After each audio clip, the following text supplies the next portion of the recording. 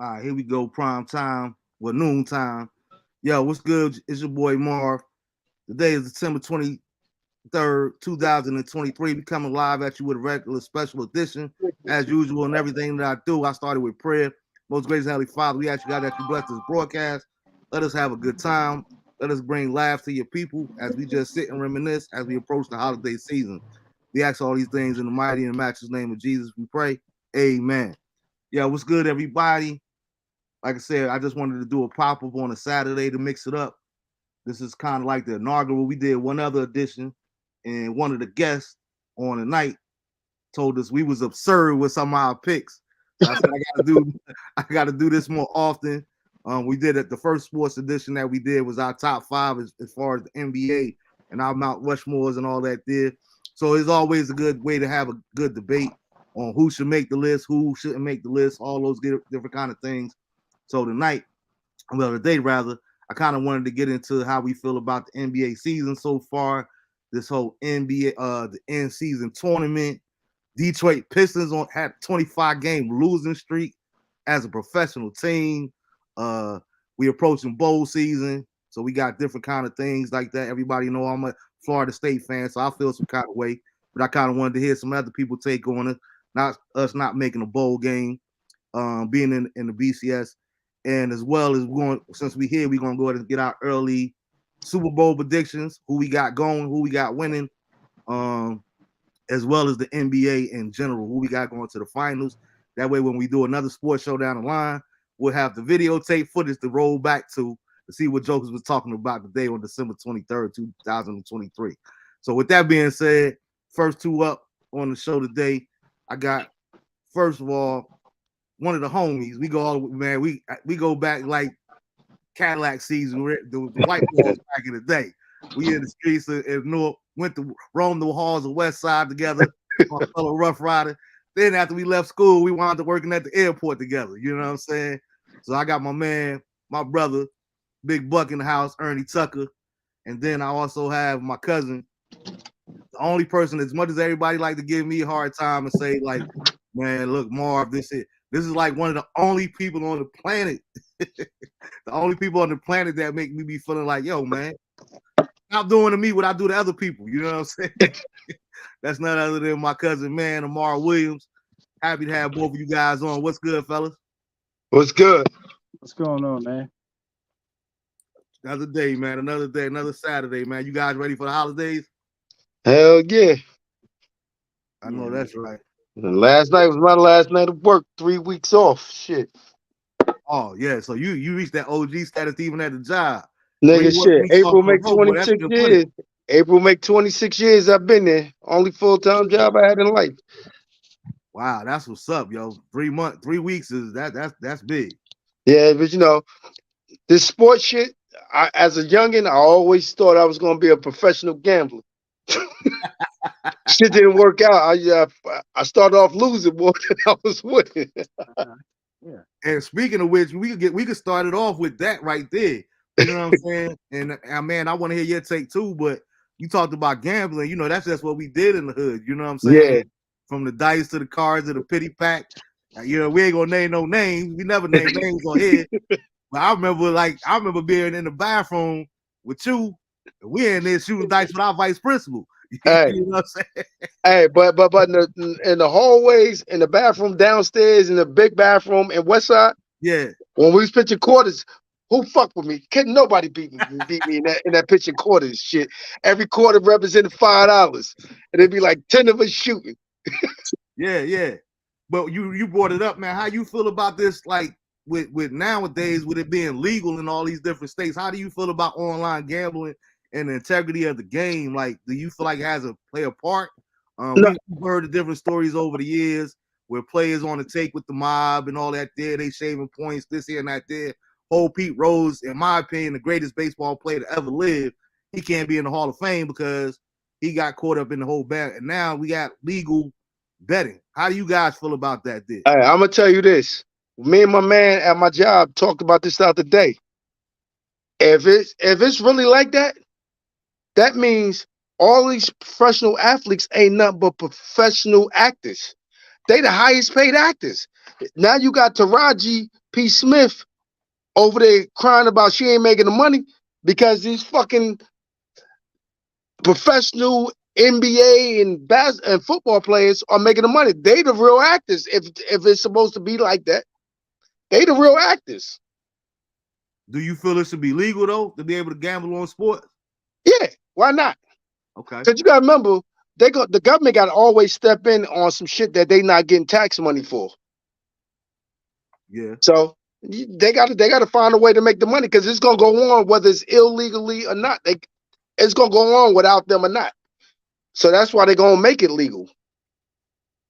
Gotcha. What you feel? What you think about it, man?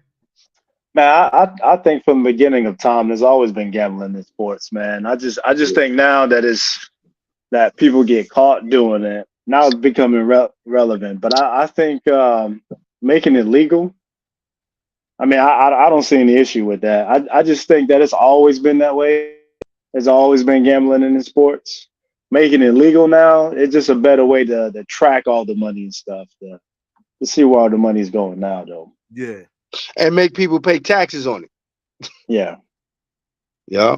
Because it does bring a different perspective. I was listening to I was watching the shout out to Cam and Mason Cam, Stat Baby. I was watching the episode It Is What It Is, and they was talking about how I forgot which player, but he got hurt or he was coming out, and he was like, yo, his wife called him. I think it might have been Tyreek Hill from Miami, whatever. Yeah. And the wife was like, yo, hey, you need to suck it up and get back in there. You know what I mean? And they was making a joke like, yo, you heard my point differential right there. You know what I'm saying? This don't even count as money that you would have to pay a child support or nothing else. This is my own little bag, so to speak. It was just like an inside joke, but it does bring relevance to it. And it's like, even when we talk about from the athletic standpoint, hey, what's good, Jew? Even from the athletic standpoint, it's like, back in our day, dude, we wanted to go pro. We wanted to do all of that there just for the love of the game. You know what I mean? Hoping that one day we'd get paid and all that kind of stuff there. But now you got jokers, literally, and I do believe that it is a good thing, but you got jokers now that say, once I go to college, if I get a nice NIL deal, then I ain't really tripping off making it to the pros, because if I want to be an engineer, I could be an engineer. If I want to start my own store, I can start my own store. If I want to branch off and get a car dealership, whatever, now I got money. I ain't got to go to no banks to get no money. I got money from my college career, even if I don't make it pro, to kind of start that off. So I think that's definitely a big thing. How y'all feel about the NIL? But you know what you got to remember, though, before you get into all that? Look how they changed sports now.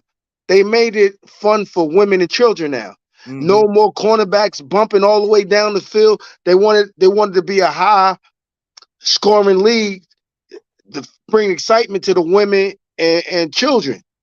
Yeah. That's why sports has got big now, because it ain't really, if you play defense, you getting a free check, because you can't really stop the offense no more. Mm-hmm. You can't stop that at all. So basically, you getting a free check. It's about everybody scoring 20, 24, and 30 points a game. No doubt. I believe that too. And like you say, that goes back all the way back to the 90s. You know what I mean? That's the thing. That's why a lot of the rule changes happened. Yeah. You had a lot of those different things that happened as far as that did, because they wanted, that was the objective. And I always try to tell people, to now, the NBA kind of picked up the same thing. You know what I mean? I'm glad you said that. And the NBA, I don't really watch nobody like that there. But I remember back in our day, like as a former football player, I had no problem seeing the Bears versus whoever in the game ending 9-6. You know what I mean? Because it just meant there was a hell of a defensive game. Yeah. Same thing with basketball. They followed that blueprint from football and transferred it into basketball, and then you get exceptional players like Steph. Now I'm looking at the scores over the last week, and they 125 to 151, and like that's crazy. And I'm glad you said that. A Hornets versus the Knicks, the game in 79 versus 72 was a hell of a game. It was more competitive because of the defense aspect. Because even till this day, because I sports bets, right? So when I sports bets on the NBA, let's say the over and under is like 245, I still take the under, because you got to keep making a lot of shots to get past 245, and it should have blow right by it all the goddamn time. Mm-hmm. All the time. I'm gonna be honest, man. I don't even watch the NBA anymore, man. I used to be. I'm gonna tell you what, man. When I was in high school and even in college, I can pretty much name you like the starting five from each NBA team. Yeah. I was like drenched in the NBA. I just think the rule changes to the NBA. They made it so offense is the only thing that matters. And when they took that illegal defense off and teams can start playing zones, it used to be back in the day if you couldn't play D, you couldn't play. Now you got dudes hiding on the court who can't really play, and this is why you see the scores are like yes, it was yesterday I seen the score that was like 144 to like 127. Like back in the 90s, that score would have never been that way. But I just think they emphasize offense so much that players they have no pride in defense anymore. It's like if a dude dropped and look how many times players are dropping 50 at the norm now. They're dropping 45 and 50 and 60 points at the norm now. Yeah. I just think that's the trend. The NBA loves seeing that. But it's that passion again. It's like, ain't no way you scoring 45 on me. It should be I used to like if a dude try to dunk on me, I'm hacking him. Maybe I get a technical, whatever. But you ain't gonna expose me or make me look bad for doing that. Absolutely. But it's like now dudes don't got that pride anymore, and I can't But watch the NBA like that.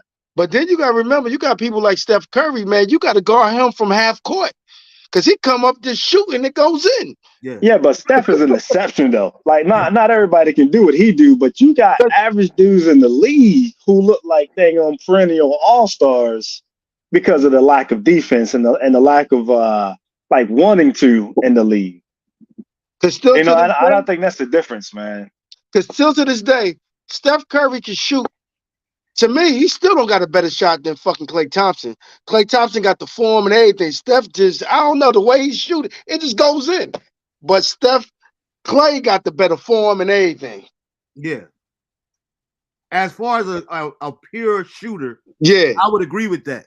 Now, one thing that I always do say when it comes to Steph, like to man point, Stephen is an exception to the rule.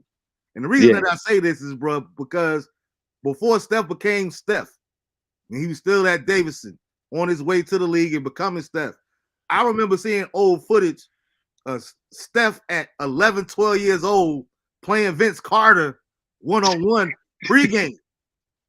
Like his father had an access to, you know what I'm saying? He had access that nobody else has ever seen before. Like he going to practice with his pops and being around all these greats on an everyday basis since he was 9, 10, 11 years old. But I think he's gonna be good. I thought he's gonna still have them ankle problems though. You have no excuse not to be exceptional. You know what I mean? Like if you don't put in the work, that's one thing. But Steph put in the work and he had exposure to all this greatness. So but I thought them ankles was gonna hold him back though. Cause he been having them ankle way before he got into the NBA. And see the difference with Steph is and when you talk about shooting, like Klay got a better form, that's true. Yeah. However, Steph can get his shot off in so many different ways other than Klay Thompson. Yeah. Klay is more of a catch and shoot. Yeah. Where Steph can dribble up and pull up on you, cross you up, and then pull up on you, run off screens, hit threes. He pulling up from like 35. So I think Steph got so many different ways of shooting the ball, where Klay Thompson is more or less like Reggie Miller was, where he was a catch and shoot guy. Yeah. And I agree with that wholeheartedly because one thing that I always say is, and we all play ball, but I remember like when you retire or you stop playing and all those kind of things there, it was like you start breaking the game down differently, like when you're thinking that as far as coaching and things of that nature there. And I remember one of my favorite shooters, he wasn't the greatest, but one of my personal favorites was like Wally Zerbiak back in the day. Zerbiak, he could shoot that ball for that particular team. He played his role on that particular team. You know what I'm saying? But when it came to playoffs, even though he was averaging 26 during the regular season, he would only get like 9 or 10 points come playoff time. And it started to show me that the difference between just being a great shooter in practice, a three-point contest, and all that kind of stuff there, Steve Novak that used to be with the Knicks, is different when, like you say, like man say, when you could just shoot versus creating your own shot. You got to have that little 1-2. You got to be able to get somebody deep off you because traditionally, like we talked about it a little bit earlier, but not to necessarily today, But traditionally, come playoff time, you're gonna have somebody D'ing you. So you got to be able to create that space. You just can't be a great shooter. You got to be able to get your own shot off with that 1-2, that pump fake, like something. You got to have something in your bag to create that space. Yeah, that's true. That's true.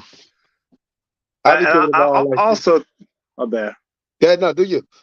Also, I don't like the fact too. Like I know we talking about the NBA, but another problem I think with the NBA is they literally take the big man out of the game, man. It used to be like it used to be like you had to shut down like you couldn't just stop perimeter guys because you got guys in the paint too. Mm-hmm. You know, if there was a mismatch or what, even if it wasn't a mismatch, I'm you in this paint and there's nothing you can do to stop. Now I just think they took that whole big man out. And when we talk about Steph, I see Steph was good and bad for the game, man. Because now I just see like everybody on the court one of these. I see dudes. If you 7 foot and you can't shoot threes, a lot of chances are you're not even gonna get in the game, or you're not even gonna get that playing time or those options because you're not shooting those. Or back in the day, like if there was a switch or anything, I'm punishing you. And there's nothing you can do about it. But now it's like Steph changed the game so much that everybody has to be able to. Mm-hmm. But you gotta remember, they had to take the big man out because during the course, all the teams, you only had about 3 or 4 great big men that's playing in that one season. So one-on-one, it's easy for a big man, 32, 40 points a night, because other motherfuckers can't really play. Yeah. You ain't never had like a whole, like everybody had a good big man. It's never been like that. It'll only be like 4 good big men out the whole league. Well, I think there were tiers, right? I think there were tiers of big men. Like, you know, you had Olajuwon who was like top tier. He had the footwork. He had that and footwork. Patrick Ewing. But you still had other centers who were pretty good and who was dominant. So when the draft came, you was looking for those big men to stop other big men. Big man back in the day. Yeah, you had to. You had to get those big men to stop those. It did slow the game down, but it's different. So hold it real quick, because before they disappear, I want to get to those. Rodney said it when we were talking about it earlier. Rodney said, ain't nobody trying to see Patrick Ewing backing down in the paint for 15 seconds every possession. Them days is over. Then he's like, centers like Joel and B are shooting threes. I love it. Then he just finished saying, he was like, you saying that the big man is dead, but he said the big man's still here. The last 3 MVPs been big men. Greek the Freak, Joker, and Embiid. I think it's the big man is still here, but it's a modified big man. It's not. But think about what I just said. It's still not a bunch of great big men. So for what you call from Milwaukee? Hold up. What you call from Milwaukee? Who can stop him? He wants to get that step. He quick. And he dunk on you. Yeah, it ain't a lot of great big men. Still ain't a lot of great big men. It just ain't. But it's enough. And trust me, with the eye test, you won't consider Joker's great. Right now, I was about to say Joker is like the best big man right now. Man, this dude is getting triple doubles as a sitter. It ain't got to be pretty. It ain't got to be. It's effective. You see what I'm saying? Think about it. If Shaq could have been making his free throws, he'd have averaged like 50 points a game. If he could have made his free throws, he would average like 50 points a game. That's his fault, though. Yeah. Because like Mark Jackson said on It Is What It Is Thursday, like, yo, if you want people to stop the hack and shack, if you want people to stop fouling big men, make your free throws, bro. It's called a free throw for a reason. There is no defense. Because you know why? Because some of these coaches get it fucked up.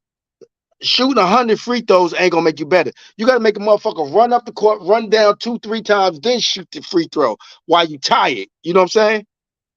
While you tired. Because I stopped playing football to learn how to play basketball.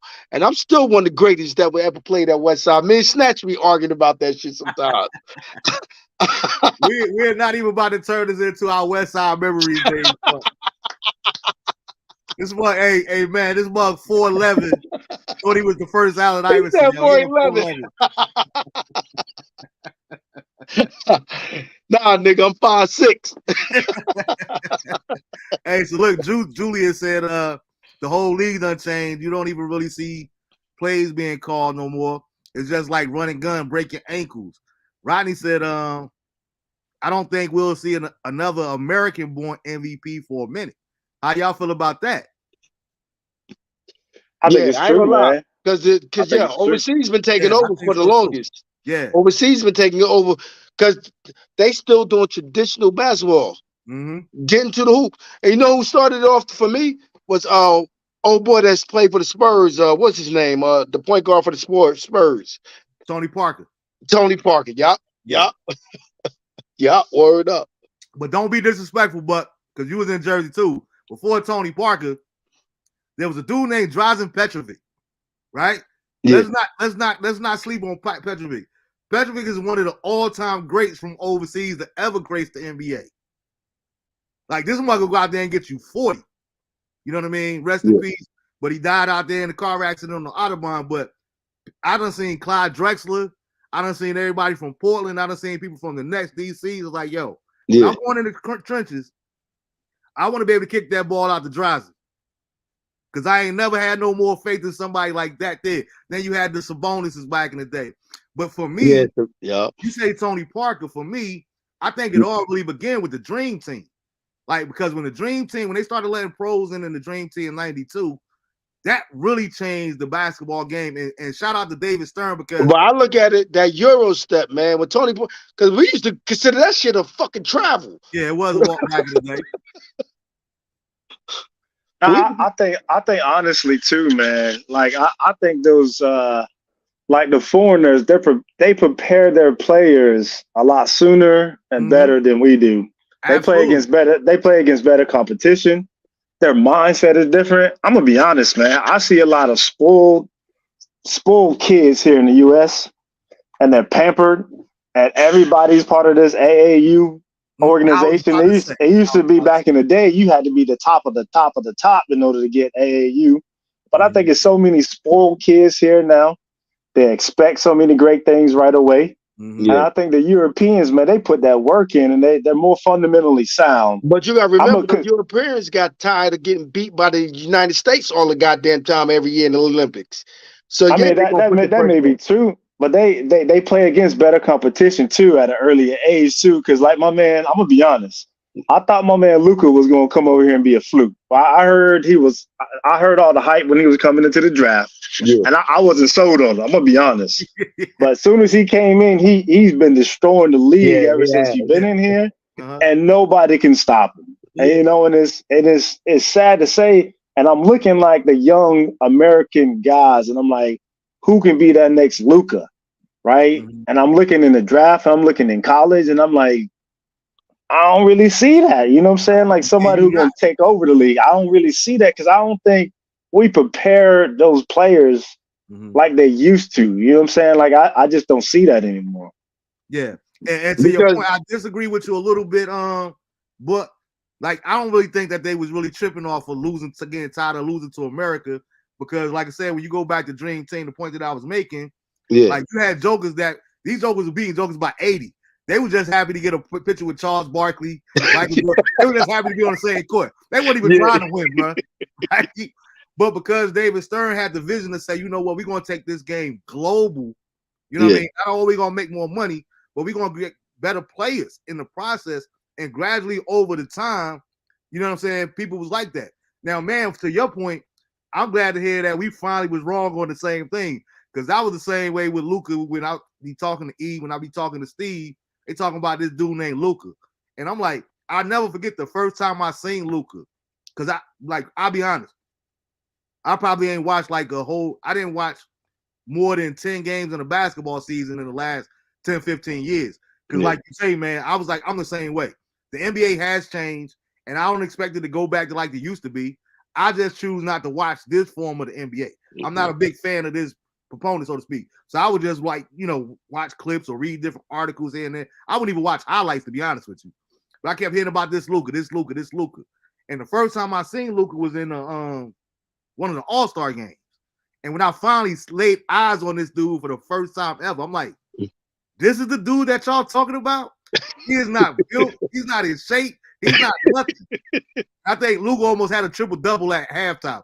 Even though it was an all-star, like just the stuff that he was doing was out of this freaking world. Hey, you think I'ma tell Larry you- Bird was really in shape? Larry Bird was just Larry Bird. Man, other than Giannis, if I'm paying to watch somebody play, other than Giannis, see, Giannis is my favorite player. It has to be Luka, man.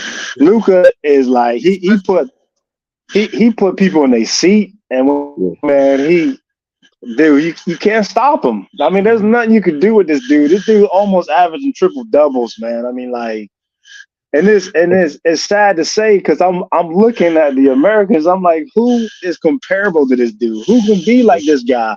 And I just don't see it. I don't see anybody coming in taking over the league like this dude did. And he's only been in the league for like 4 or 5 years. But let me ask y'all a question.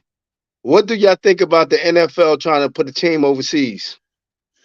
Oh, we're going to get to that. We're going to get to that. But before there's a pair too, Rodney said only shot, no pun intended, is Ja Morant. I do believe that too when it comes to Ja. But I do want to double back. I do want to double back to something you said, man. I'm going to let you speak on Ja. But I want to double back to something you said. I've been talking about this for years, bro. Right? Because Lisha, my son, basketball player, being around the same thing. Now he's coaching, proud dad, coaching the girls at Millbrook High School, then Raleigh, North Carolina. You know what I'm saying? He done played with some of the best of them, done played against some of the best of them. One of the things that when he got into it and I became like that, you know, you got to go to the practices and we traveling and we going all over the state. We going from state to state and all this. Man, listen, I always said it. I was like, not to hate on, and it's not a generational thing. It's not hate on them. But look, dude, y'all don't play for the same reasons that we play. Y'all don't have the same integrity for the game that we played. Back when even at Westside, winning like 1 or 2 games, bro. I wanted to be the best quarterback that Buck ever seen in his life. You know what I mean? I wanted to be the best at my position, point blank, period. And wins and losses and championship, that sounds good, but I wanted to be the best, point blank, period. And most of my teammates felt the same way at their respectable positions. These days here, I done seen, dude, I swear to God on everything I love, I done seen kids 10 years old show up to a basketball game ready to play in church shoes. Because nowadays, as long as you pay your little $600, you're guaranteed to play 4 games. That's what I'm saying. You get everybody AAU, man. So that it is like to your point. I remember I missed those days of the 90s AAU when you couldn't go try out for an AAU team. They had to come get you. Yeah, yeah. If AAU ain't called you, you had to play for your local high school. You know what I'm saying? AAU was something to be seen. Nowadays, it's just pay for play. As long as you got a bag, as long as you can pay the registration fee, your kid can be out there. He ain't got to have no skills, no nothing like that there. It's like a big money play to me, and it watered down the game as far as I'm concerned. It's almost like we playing youth football where everybody get to play, whether they know how to play or not. That's what I started off with the Velsbury Rhinos. Like, God damn, this thing don't know how to play football. How the fuck I got him on the field? And look, man, I'm gonna be honest, man. Like in my opinion too, man. Like this whole recruiting and NIL, I think that has something to do with it too, man. I think it's a correlation because I think some like kids at a young age are told that they're so great at so young age too, and like you said about the AAU, and then when you get to college, you recruited, and then you getting this money thrown your way in the NIL, and it's like. And then after 1 year, the majority of them leave anyway to go to the NBA. So it's like how much work and how much dedication have you put into it? And everything has been coming so easily to you up until then. And when I see guys get to the NBA, I just don't see that progression. Like dudes are like much better or have that much drive or that much energy and that much like I want to be the greatest. Like I don't see that anymore because I don't see like guys have that will because they've been pampered so often at such a young age that when they get even to like college, they get this money. So it's like, I'm only going to stay 1 year anyway. I'm still getting my paper anyway. Then I get to the draft and you see dudes who have mediocre college careers. They get drafted in the first round because of potential. Right. And then when we get to the NBA, I see dudes are just stagnant or not becoming that great because things been coming so easily to them and they still getting this money. And that's why I see so many of these foreign players coming. They putting that work in, then they come in here and then taking over the league. Yeah. And like I did see Ja. He does have potential, right? I want to see like consistency with Ja. Also making a deep run in the playoffs. Like Luka took his team to the Western Conference Finals. Like I want to see that progression when they come to Ja. He's exciting. Don't get me wrong. He put up numbers. Don't get me wrong. He but just like, got out of trouble. Yeah, he got to stay out of trouble, and I like winners, man. And I don't think guys have that mentality to win. Like I used to hate losing. Like I remember times like when I was playing ball when I first met my wife, she came and watched me play, and we played and we lost the game.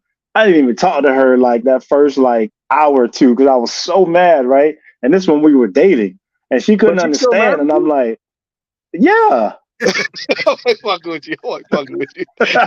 Nah, because it's like that mentality. Like I hate losing when it comes to video games, when it comes to sports, when it comes to like playing. Like I take losing hard, man. And I worked on it, but I just don't think guys have that passion because ain't no way I'm losing like by 40, 50 points and somebody scored, drop 50 on me, and it's okay. Like it's.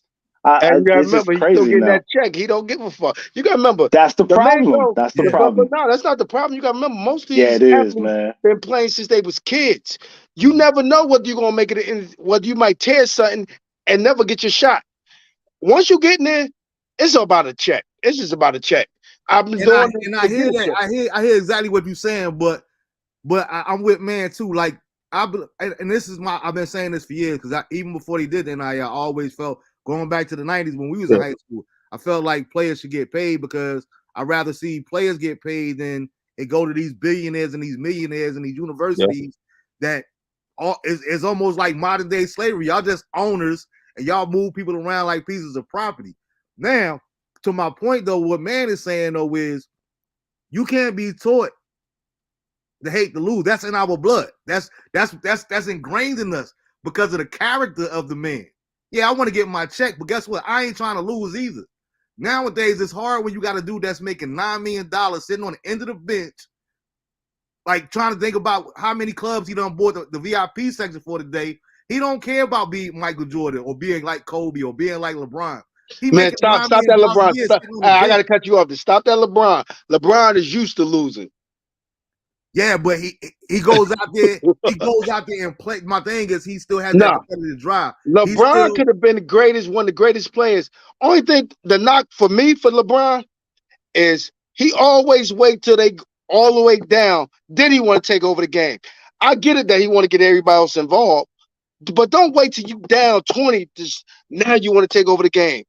Take over the game. Get a league. Get everybody involved like that. Don't wait till you down. Don't wait till you way down to take over a game. That's the only knock I got on LeBron. Yeah, that's a good point too. Julian said with foreign players in any sport, they look at it different. It's like a big break in life. I have to train harder. I can become internationally known. You think about all these foreign baseball players where their father might make $5,000 for the year. Like, and they playing people millionaires, paying millions of dollars. So I go back home technically buy my whole country where I'm from. You gotta remember, baseball is Spanish people stuff. They control that. My whole thing is money shouldn't be your only motivation to what man is saying. Like, but you should have some pride within yourself as an athlete to say, yeah, I'm getting paid, but this almost feel like stealing money. Like, I think that's why they don't get better.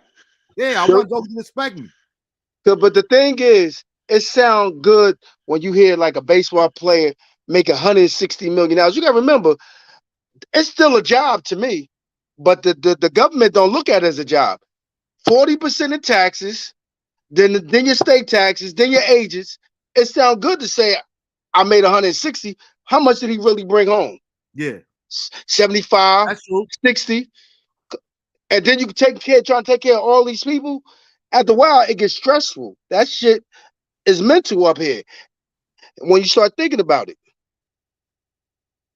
Yeah, man. But I think also like even guys back in the day, they were making way less, had the same stress and still went out there and balled out. Mhm. I just think now we are grooming pampered athletes Yup. who they get that money and they just chill. I made it. I'm good. But Yeah. they don't have that mentality. Like, listen, one of my favorite players all time was Kobe, man. Like they don't have that mentality. Like, I'm gonna beat you. I don't care who watching me beat you. I'm gonna beat you down. I don't care, and I'm gonna get better every year. I just don't see that with See, like but you gotta look American at it like guys. this. How many things you took up growing up that you lost interest as you got older? It's the same thing for them. They've been doing this sports since kids. After a while, you don't want to do it no more. But they Yeah, just but then doing go it sit for. down. It's just like working a job. I'm with you, man. It's Exactly. just like working a job that you don't want to go to, but you need the money. That's it. Then That's how I bounce. look You know at what it. I'm gonna do? Then go You bounce. know what I'm gonna do? Go do what you want to do. Yeah. It's Let simple me as get that. this. Let me get this pay cut. Then, if you don't want to do what you paid to do, Exactly. let me get this percentage off the top. Then, because you ain't paid to sit down. You ain't paid to chill. I Hey, paid but, to hey, produce. but any job you've been at, you always gonna see a bunch of dudes that's trying to get over. And then listen, listen. I understand that basketball can be taxing or whatever, Yeah. but you got to look at it. It's a game, and But there's then people out here do hard jobs, man. Who do hard jobs and don't make a fraction of what they make, and it's a game. but And it then you ain't gotta like you remember playing certain it. injuries, people don't Hey, I get recover. it. I They get don't it. recover. I listen, but overall though, it's a game. Yeah. And Because I'm looking at guys who put their life on the line, who Mhm. don't make a fraction of what you make, but you playing the game and you complain and whine about that game because you roll your ankle or because you got stress on you. When there's people who literally put their life on the line, but not even a fraction of what you make. I don't want to hear only that. reason why I look at it different, because we work regular jobs, we don't get 40% taxes taken out of our goddamn check. Then got to pay an agent. You make all this money, but you don't see none of it. Guess what? I still take it though. Yeah, you I gonna take take a $20 million a year, $150 man? contract versus Man, $25 an hour any day. yeah, And you can take you mine. take 50%. Yeah, you can take that if I'm making $250,000 a game. Yeah, Come go on, ahead and man. take that Exactly. Hey, the a biggest game. the biggest bust that took advantage of the NBA was Grant Hill when he was hurt for all them goddamn years, still getting paid all that goddamn. When he came back, he was just a fraction of himself. He was never Grant Hill again. That injury really fucked him up. But I want to double back to something we were talking about earlier. Like, as much as I hate the Cowboys, I remember seeing an interview with Michael Irvin, right? Yeah. And I could never root for Michael Irvin while he was playing because he played for that other team. But one of the things that he said was that he talked about how when to our point, what me and Amanda said, he said the first year when they went 1-15 that year, he said after that first year, he come from the university. You gotta remember, he come from the University of Miami. Yeah. All they did was win, right? In college. Mike said after that first game, they got blown out. He's sitting at his locker just crying. Boom. Like, man said, when he talked to his wife, his future wife, you know what I mean? Mike broke up over losing. And Joker's looking at him like, boy, if you don't check your stall, you don't see that check in your stall, ain't no crying around here. He said the first thing he did when they brought in Jimmy Jones, he said he went and snitched on everybody. He was like, yo, get rid of this Joker, because they don't care Yeah, nothing man, about winning. They just want to make it's a money. losing mentality. Hey, Exactly. just like my man, I know it's a little different, but did you see the wide receiver from Pittsburgh, that dude George Pickens, right? Yeah. Did y'all see that clip when he didn't block for a dude, and then he was like, I didn't block because I didn't want to get hurt. Yeah, it's It's that losing mentality, man. That's the between winning and losing. Hey, Just I'm gonna just that mentality. let both of y'all address this.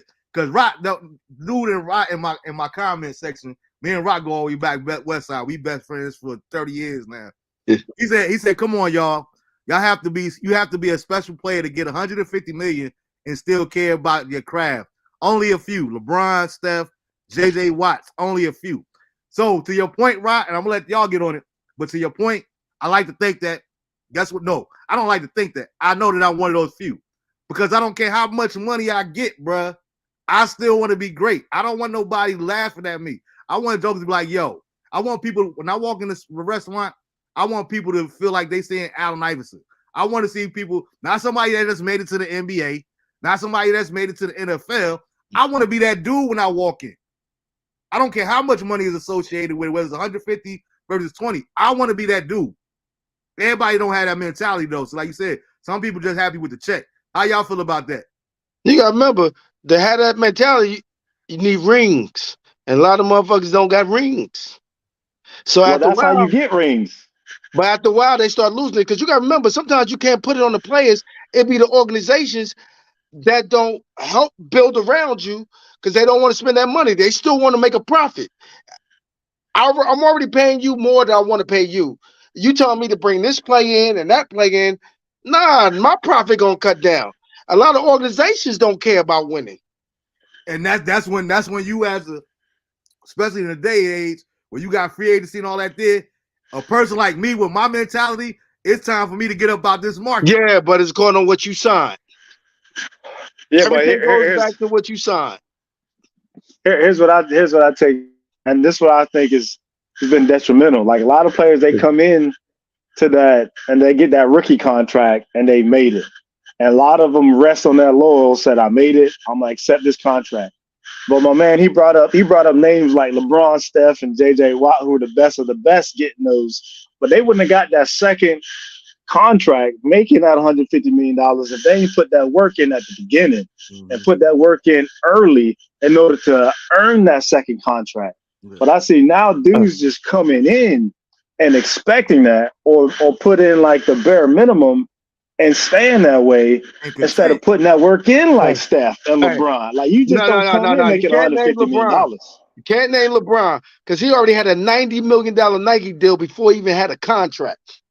Can't name LeBron. He was already rich. At the same time, you can't fault him for that. To your point, though. No, I'm not faulting him for it. But he didn't even need a contract. He was rich already. He had $90 million from Nike. So that all you're doing is making our argument for us. LeBron fits in that category. So you know what? I want to live up to this king image that the NBA is portraying me to be because I ain't got to bounce a ball ever. I got 90 million a kid, but I don't care about the money. I want to be that dude. That takes a special kind of mentality, bro. But he could never be that dude while Kobe was playing because Kobe showed the difference. Yeah. I mean, but showed the difference. That's what I mean about having that mentality. Everybody don't have that mentality. I didn't like the way Kobe went about it getting rid of Shaq because they could have had way more rings. Kobe had the mentality he wanted to be that nigga, and he made sure Shaq got out of his way and won the ring without him. So I respect that. I ain't gonna lie. I respect that. Yo, what's good, bro? Welcome, bro, to the board. What's up? Yeah, how you? We just going back and forth on this money. Joker's making money nowadays. And okay, so this is a cat that I met since I moved to North Carolina. I like to consider him family to this bro. This mother done played for UNC Liberty, like straight up basketball player. Me and this dude done played in the gym with PJ Tucker, NBA Jokers that's in the NBA right now. So we ain't no like fake dudes. We done play ball, and I know that this dude know basketball, and I know how you feel about the game. Wrong. We talking about how Jokers is just happy to make $100 million this year versus wanting to be the greats. What's your stance? Do you think that if you got that bag that you don't care about being great no more? Yeah, well, I mean, that's just how it turned. It turned that way. So yeah. Now it's a shame. I understand what you're saying, but I'm asking for Jerome McLean. Are you that type of dude that's just happy with the bag, or you want to be great?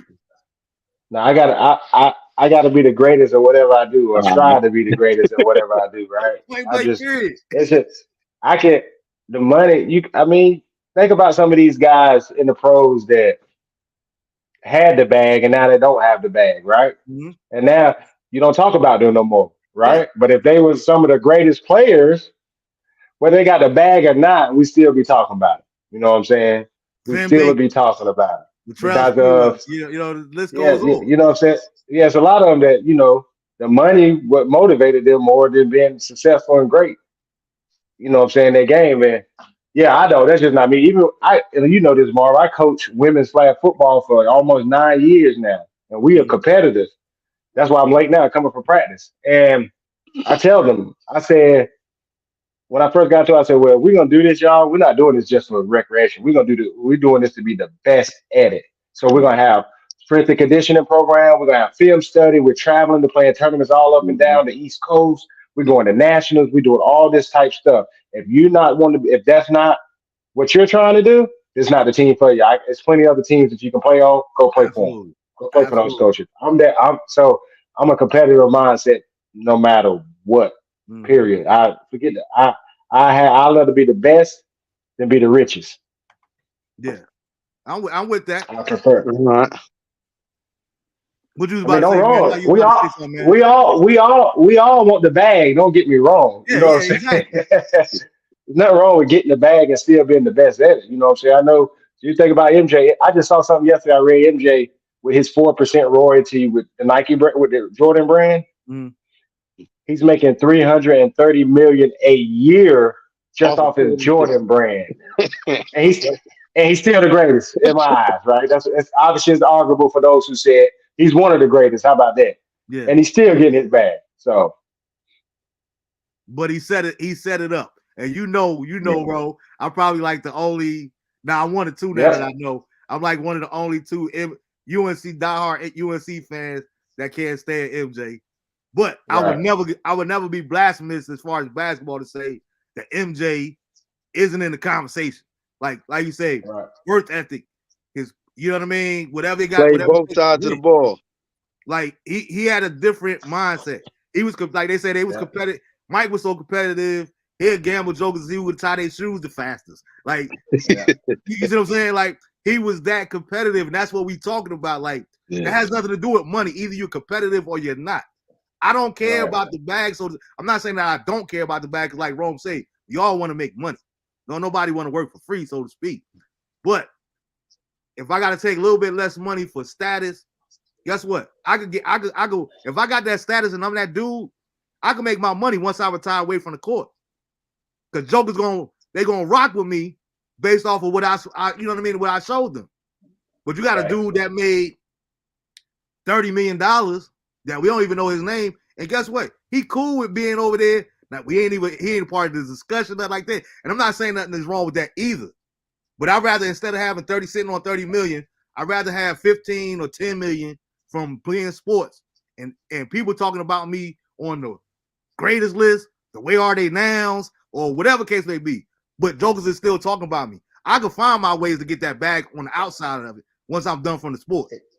And when you mentioned PJ earlier, like so PJ mindset was right. PJ want the most athletic. He want the best shooter. Couldn't want the best scorer. Right. He was undersized. He left the NBA. He didn't last after the first year or so in Toronto where he got drafted. He had to go overseas. And PJ used to come home every time. We used to be in the gym. We work and all of that. And PJ used to he just had to come to the realization like I got to be the hardest worker on the court. Right, I just got to outwork everybody. That's from a defensive standpoint and offensive. I just got to know my role. Right, I just got to know my role. Right, I got to be a spot up shooter in the corner and hit my corner three. But I want to guard the best players and dominate them, make the game hard for them. This, that, and the third. And that's how he made his name. He didn't make his name because he being the best player. He made his name because he gonna outwork you. And you know what I'm saying? It's just say, hey, you know what? This is what we're gonna do defensively. I'm just going to nag you, caress you. I'm going to be the best defender in the league. That's my goal. That was his goal. And I say he has been the best defender, but he's been one of the top defenders in the league for the past 8 to 9 years. And 10 years. Especially come playoff time. He played a pivotal part with Milwaukee. He played a pivotal part. Philly played, you know what I mean? Like, he do his job. Now, are we talking about him as far as greatness? No. But everybody know, even if we bring him, if you talk about bringing him in, guess what they saying? Other teammates are saying, okay, they bringing in a hard worker. I have no problem with playing with him. Not somebody that's trying to buy up all the VIP sections and everything else. You see what I'm saying? Oh yeah. Now, he's still gonna buy the VIP section, but he gonna work hard. We know that, bro. We know that. And that's why Rod my man, because Rodney, we go back and forth all the time. And he said it on one of the previous shows that he was on. He was like, yo, me and Marv, like, we best friends. He was like, but we probably don't agree on like 70 to 80% of things. Like, but it don't change our relationship. You feel what I'm saying? Yeah, right. He just talking about, I'd rather be Harden than Robert Horry any day. and he know I can't stand James Harden. Like I can't stand James Harden. But yeah, you got the bag, but you don't have the same level of respect. Some people Robert like Horry got the rings. Yeah, Robert Horry got the rings. And got the rings. That's the whole argument. We could get into that next. Because me and my cuz, we always go back and forth. Hey, he always been clutch. That's the one thing you can say about Robert Horry. He always been clutch when motherfuckers needed him. That's it. Always been clutch. Yeah, he just wasn't on. He just ain't happen to be on a roster. You know what I mean? Yeah. That's my whole thing. But you know, man, he's under the and let's be clear. I've always said that. Anybody that ever knows me, championships is bonuses to me, right? Yeah. Some people, like you said, mentioned it earlier, but and me and man, we've always had this argument back and forth. So we just got a different take on it. But championships, they mean something, but they don't mean everything to me. I would rather be not Harden, like Rodney would say, but I would definitely rather be AI than Robert Horry. I would definitely rather be Reggie Miller than Derek Fisher. Yeah, you're right. You're right. I want to be that dude. I want to be like Stephon Marbury. He ain't making it in the NBA, but guess what? He got a whole statue outside the arena over in China. I want a statue. You know what I'm saying? Yeah. Because of my greatness, you know what I'm saying? So how do you guys feel about that? But you gotta remember too, when it comes to that Marbury shit over in China, us Americans like, man, that was overseas. That was easy. I could have did that. That's what. Because we always swear we're we better than everybody else in the country. And United States, it starts here. But my point is, me at the core of me, guess what? Whether y'all feel like that about me here in America or not, I'm great somewhere. I got a statue somewhere and ching chong tong foom. Hey, you know what's up? But I'm living over there too. Like that's like me playing football. That's like me playing football against a bunch of little leaguers. And I'm bowling them over and winning games every day. It don't mean nothing to nobody. They're gonna tell me to play with people my own age. They're gonna tell me to play with people my own age. That don't mean nothing to you. Like I say, I want to be that dude, bro. And I'm gonna ask both of y'all before we all of y'all about this before we switch over to basketball. Well, I got two more. The whole everybody, I'm quite sure you guys saying the little whole thing with Smush Parker. His little snippet or his interview that he did a podcast recently, and he was talking about how he played with Kobe for 2 years, and Kobe never spoke with him in 2 years. Yeah. He said they locked us right next to each other. They stars right next to each other. I didn't see that interview. Yeah, and when he's talking about it, like this ain't even being funny, but like when he talking about it, like he kind of emotional about it. He definitely feels some kind of way about it, like. How we co-workers. So he said one day they in the locker room after practice, whatever. He was like, well, how you feel about the bowl games that's coming up? Some small talk about football. And Kobe was like, yo, he said, this is what Kobe said. I'm paraphrasing. I'm not going to say verbatim, but I'm paraphrasing. Yo, don't ever speak to me, bro. You don't have the accolades yet to speak to me. Wow. This is somebody that you started with. So we was talking about that competitive drive, like, how do y'all feel about that if one of your teammates that you're in the trenches with told you the same exact thing? So think about it, though. Kobe said he'd never get the ball from me. The difference between if you don't get the ball to him, you ain't gonna be there. So yeah, I know I'm gonna get bitched because Kobe gonna make sure I get bitched. But nah, you ain't gonna talk to me and say some shit like that. Yeah. So I think, look, bro. I promise you, I don't care who you are. You're not talking to me like that, bro. Right. I agree. You ain't gonna talk to me like that. But I think what people fail to realize with Kobe is sometimes Kobe did things. It's like mind game. He wanted to see how you were gonna respond to it too, though, right? See if you're gonna back down. Because he want to play with people that ain't gonna back down from things, right? And things like that. So sometimes he used those things and got it as mind games, like just to be like, all right, let me see how you're gonna react. He may not tell you that. Let me see how you're gonna react. And then if you're a good PR coach. You should be a PR for somebody else. Because that'll I'm not saying I agree with it, because I probably would have said something from Smith Parker, right? I'm a grown man. But I'm just saying from a standpoint, you gotta think, you know how people ridicule Jordan. If you go back and watch The Last Dance, right? How they said how he was on his teammate.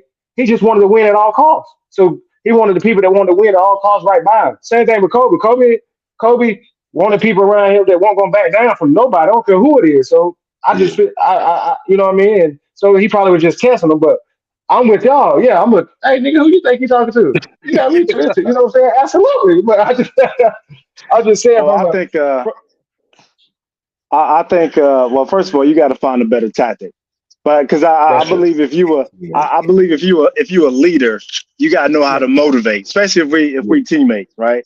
Because we all in the locker room, right? Yeah. And you know how to deal with certain people in a certain way. You can't deal with everybody in this.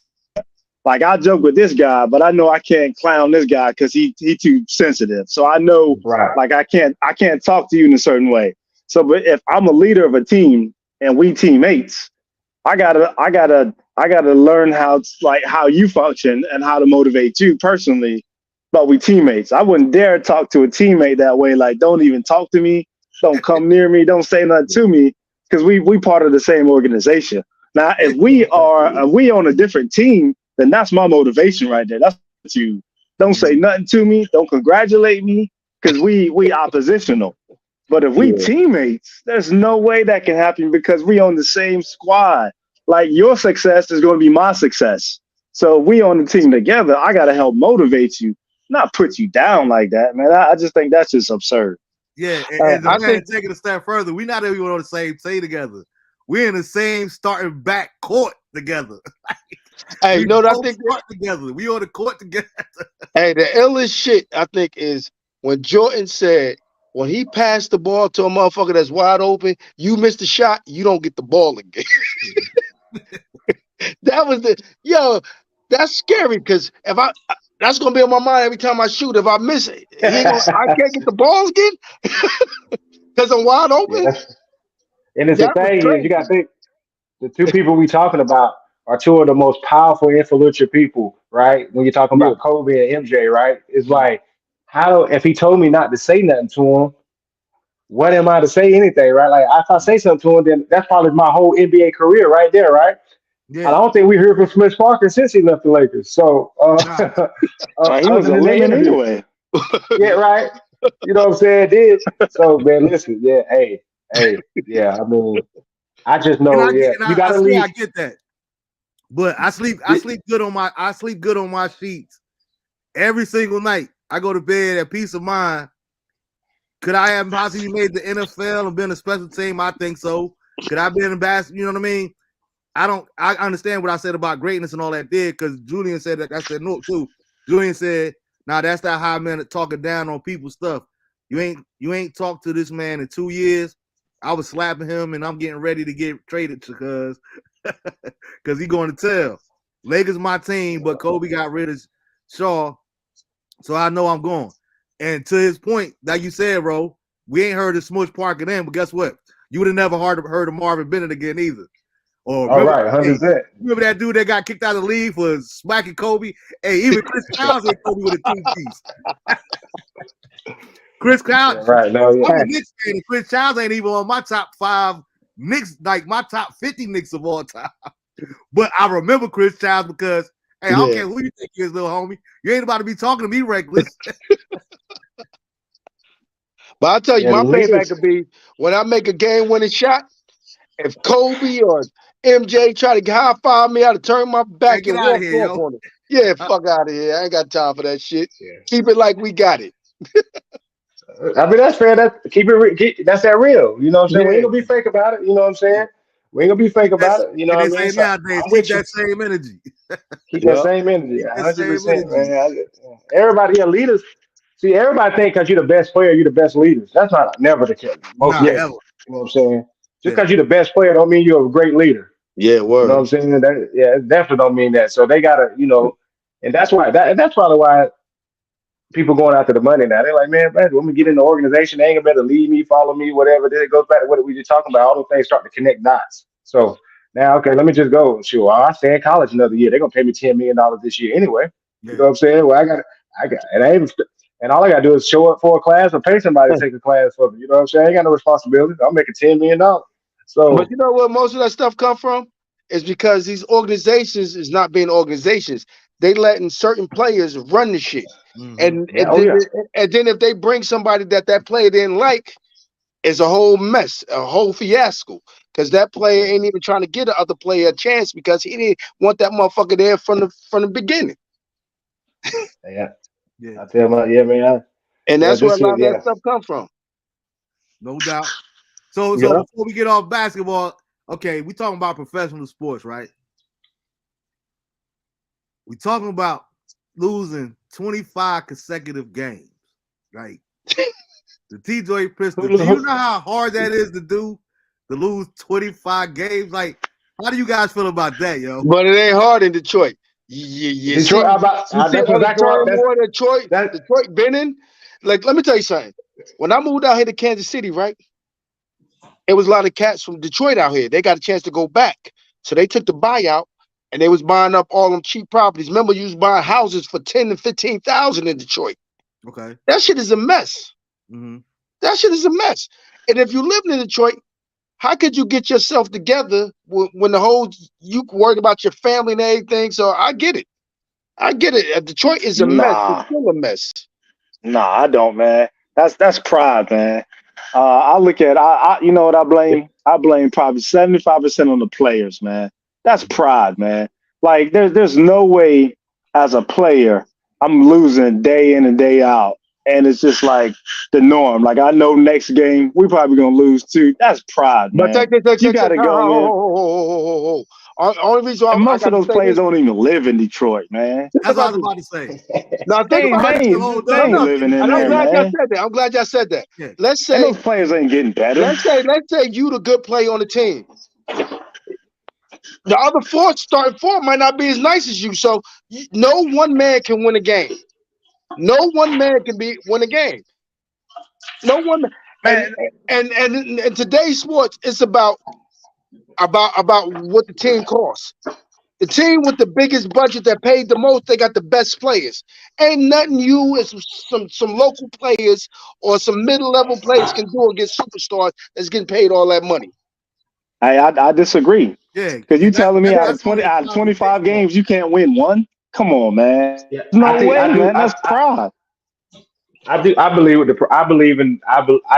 pride thing for sure because I coach, so I speak it to my team all the time about I always say, what's that five letter word we talk about? They'll say pride. I say absolutely.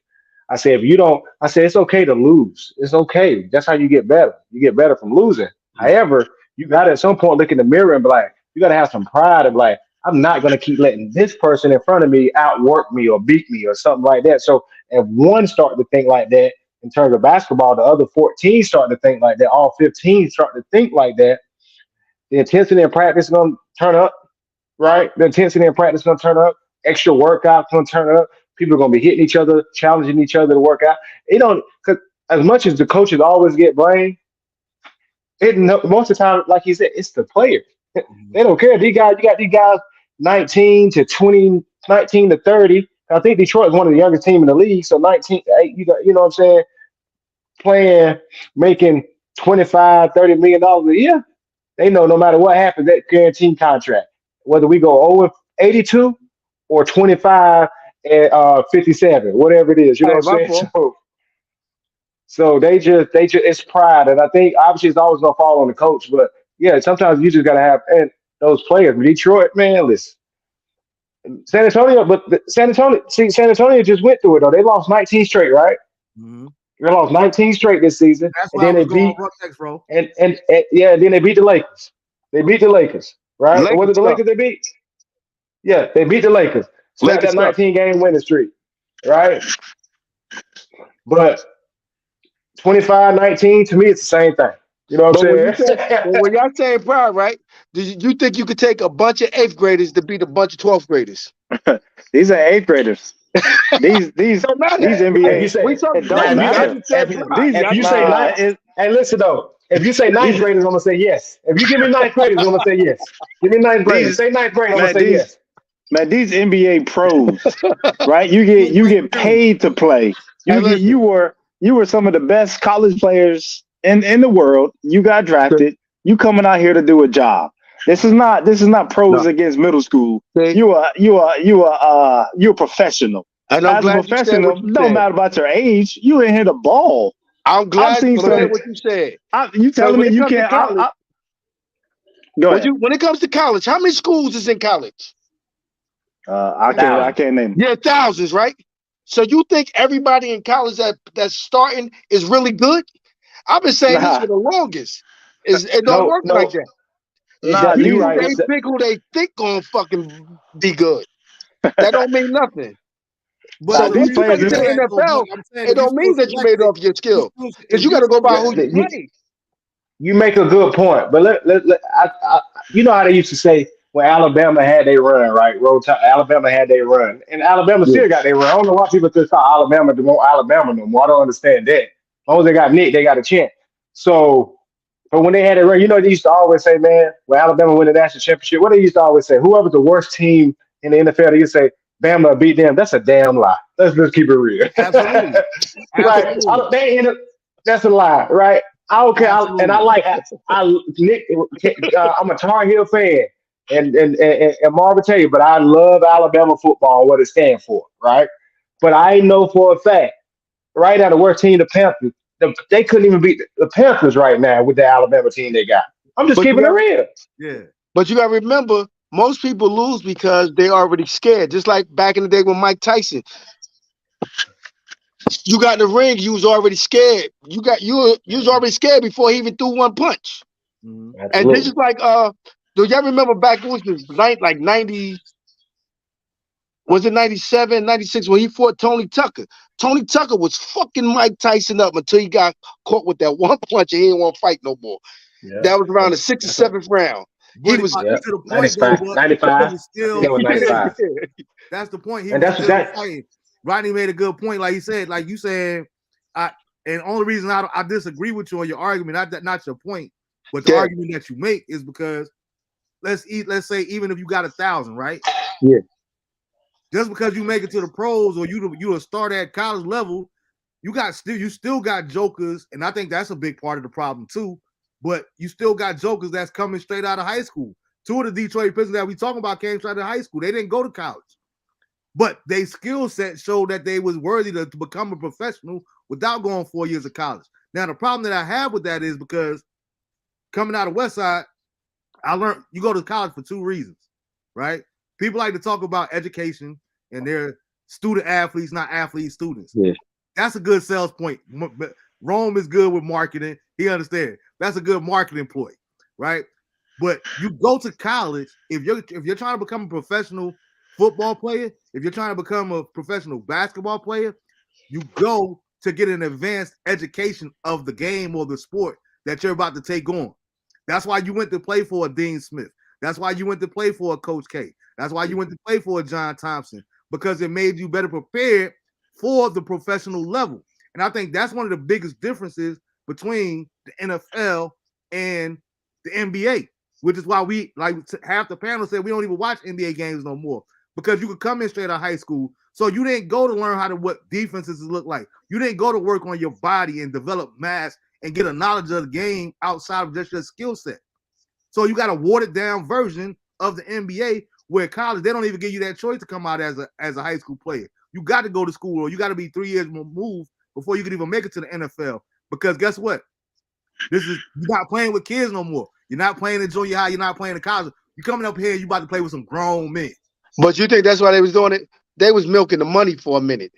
Because I think after high school, if you good enough, we got less of a product in the process, though. That's not really. Let me tell you something.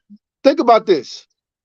Why did the NBA made it where it had to be man on man instead no more zones or nothing?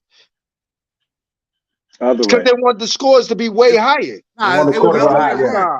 It used to be man to man, and they created the zone because of Shaq. Nobody defends Shaq 1-on-1. They still play zones in the NBA right now. Now, but back in the day, they didn't. That all started with Shaquille O'Neal. In the NBA with Shaq. The argument to me, from my understanding, and just knowing a lot of the guys that play in the NBA, a lot of the argument for because you're right about the scoring. They wanted they scoring. They wanted the scoring to go up more. And so the rule change really what affected that was the hand checking. You can't hand check no more, right? You know what I'm saying? So now you touch them. all right, it's gonna be a foul to get to the free throw line a lot quicker. Or now, so people just scared to play good defense now. Now that's how you score. I think that was one of the main reasons in terms of the rule change to help increase the scoring. And now, if you can't score 120, you probably won't win. But Detroit just got to. I think what Detroit, I think Detroit. It's a few teams that fall in that category: Detroit Pistons, Charlotte Hornets. Right. Detroit Pistons, Charlotte Hornets. Coming into this season, I would have said Orlando, but Orlando's proven that they're getting better and they're forming, right? Yeah, I was going to say that. Yeah, yeah. But previous, if you get into like that, you would think, okay, because Orlando that last few years have been on that tier where they've been going down. Now they taking that step, getting some good draft picks and so on and so forth. But the Panthers, I mean not the Panthers, the Panthers in that category too. But the Hornets, what we just talked about, Detroit Pistons. Yeah. And there's one more. Who am I on the tip of my tongue? God almighty. What was it? I can't think of. God dang it. It's on the tip of my tongue. I ain't thinking about them. But anyway, they got it. I wouldn't say the Spurs, but as long as they got Pop, they're going to be all right. You know what I'm saying? I think they'll be all right. They got a young crew. You know what I'm saying? The young boy, Wimby, I think he's going to be okay. I don't think he's going to be all world like everybody think he is. That's just my opinion. But I think he's going to be okay. I think he'll be an all-star. I mean, you can't teach 7'5", so they can dribble it, can score. But I just think he's going to be too small. You know what I mean? When they start getting somebody like Giannis to really start thumping you a little bit, not Giannis, but Embiid. But I just think their problem, man, it goes from they always finishing at the bottom, so they always got to get a top 3 pick, and they're probably 18 years old. So it's going to take them 5 years to really develop for the most cases, right? Think about Shea Gilchrist, right? That's over at OKC, right? Yeah. He was with the Clippers, and they didn't want to trade him when they was doing the Paul George trade. They didn't want to trade him. Mm-hmm. Doc Rivers was telling them, no, this boy's going to be special, right? He just need to develop. Give him a couple of years. He's going to be, now look at him. Top 5 player in the NBA right now, in my opinion. And so some people just need that time to develop. And I think with the Detroit Pistons, I don't know necessarily about the Hornets because some of their draft capital picks just be crazy anyway. Jordan I don't understand. Great job. He sold his majority. I thought he was selling his portion of the Hornets. Yeah, he sold his majority, but he still got some minority say in it. But you know what I'm saying? He still got some minority say in it. But I just think those players like Cade Cunningham, I think Cade's gonna be an all-star. Cade Cunningham, the one they drafted a couple of years ago out of Mount Verde, Florida. He's gonna be fine. The other guy they just got to really develop, man. And just I know as basketball players and fans, we don't want to see develop. We want to see something right now. Right? We want to see it. You want to see good games. We tired of seeing everybody losing 20. Oh, he on a 20-game losing streak. This, yeah, of course we is. But I just think some people, no matter how talented they are, they still need to develop. This is something. And then you got some that just can come in and year 1, year 2, and just they special like that. You know what I'm saying? You got something like that. Then some you don't. I just think it's a develop, but the Pistons got to do a better job of maybe developing them a lot quicker. When is a team? And that's where I was going though, because like think about it though. We talking about the same team that just paid Monty Wood, and I hate it because I always want to. I hate that deal. I hate Monty took that job. Yo, he getting $70 to $80 million, bro. Like $70 to $80 million, the richest NBA coach contract ever. And this is what they get in return: 25 losses in a row. It ain't his fault. Still come down to players. Players. He inherited that team. Yep. He inherited that team. Players and chemistry. If the chemistry ain't right, you got to switch the players out. Yeah. What I would have did in the summer league, I'm playing if I'm Monty Williams, I'm new to this team. I don't care what y'all did with us because you playing in the summer league. Forget these rookies. You're playing with the rookie. I'm not going overseas. I'm not getting people to just come off a college team that didn't get drafted to see what they can do for me. No. I already got 10 on my roster that I know I got. I got 5 more that I need to fill from 2 draft picks, and then 3 more. But we're going to play together in the summer league, whether you like it or not. If you don't want it, that's where you're going to develop. Now you got summer league to get ready for the whatever you do with your mini camps and training camps, and then when you go into the preseason, I'm playing, and I'm getting it. That's how you get that chemistry. And whoever just said that, that's how you get that chemistry. Yeah, that's how you get that chemistry. That's what I would do. I'm a different. It's definitely going to take a culture change. You got to change that culture. Now, how you want to go about that, that's up to you as a coach. But I'm like you, bro. I don't care how much money you make, what your status is, how long you been here. Look, this is the way it's gonna be. And guess what? The front office, if y'all want to get rid of me because I'm trying to be a real coach, and then we living in a society today where the players have more say than the coach and they can get the coaches fired, that's all right. Give me my check and I go back to the house. All right. You pay me regardless. I'm gonna collect me. And you know what you guys remember too? Y'all remember Delvon Arrington that played for Florida State? Yep. Yeah. That's my little homie. They had the write-up for him. He averaged 8-9 assists a game, but they said he would have averaged like 13, 14 assists a game if motherfuckers wouldn't keep missing. Yeah. It's all about that chemistry of who you play with, man. Your teammates push you to the NBA. Yo, what's good, Ty? Ty says you don't have to go to college, baseball, and even hockey. NFL, NBA is the only score that requires you to go to college or be a certain age. Because they want to make more money off you before you make your own money. Overseas to make money. Yeah. They're going to change it. It's going to come back. They're going to change it. It's going to change. Give about 2 more years. It's going to go back to straight out of high school. And I think it should be that way. I don't think that you should be able to go pro straight from high school because, like I said, to me, why not? You get why not? From a rights standpoint, it sounds good, but I'm getting a watered down product at the end of the day. But at the same time, in the NBA, at the same time, at 18, you're an adult. Just like you can go to jail or prison at 18, I should be able to make adult money at 18. So think about this though. Think about this, Mark. You remember because you're a Tar Heel fan. G.G. Jackson last year was supposed to come to Tar Heels, right? The number one player in the nation, number two player in the nation. He was supposed to come this year, actually. He reclassed to come out last year, still the number one player. He said, I'm going to reclass. He couldn't come to us because now we have no more scholarships. So he went to South Carolina, right? Because he wanted to get the quickest route to the pros, right? GG played for, I forget who he played for now, but GG probably averaging 3 minutes a game right now. You see what I'm saying? Like, you better off staying in college now. Now you in college this year on a good Tar Heel team, getting good coaching, around good culture. You probably still can go top 15 this year, but now you got to you went to South Carolina. What is South Carolina? Name South Carolina basketball program. Name something best to come out of South Carolina basketball program. Name one thing. Montreal. They ain't talking football. Yeah. We ain't talking about football. You talking about basketball? But what if he tore something where he can't play no more? I'm talking about the University of South Carolina. But what if he tore something he can't play no more? Obviously, that's always a valid point. But let me tell you something, though. Let me tell you something. I know a lot of guys has got injured, had to sit out a year. But guess what we talk about? We go back now and we talk about that work ethic, right? Where they work their butt off to say, hey, I still can do this. I just need that chance, right? Because if it's meant for you, it's coming back. It's going to come back. If it's meant for you, it's going to come back.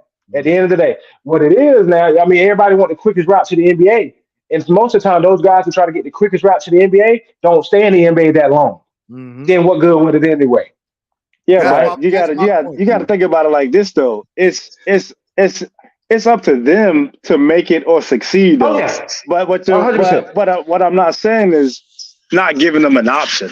So I think or an opportunity. Now they can go from high school to college and absolutely fail out, but that was their opportunity to do so. I think like when you go to college, you're looking for an opportunity to get the best job possible for the degree that you have. But if I'm 2 years in college, let's say I'm 2 years in college in finances, and then a financial board comes and say, hey, I like what you're doing. I like who you are. I'm going to offer you $2 million right now a year to come sign with us. Nobody in college has turned it down $2 million to sign, even though I didn't finish graduating college. So it's like, even if I think given the opportunity, it's up to you to fail or succeed.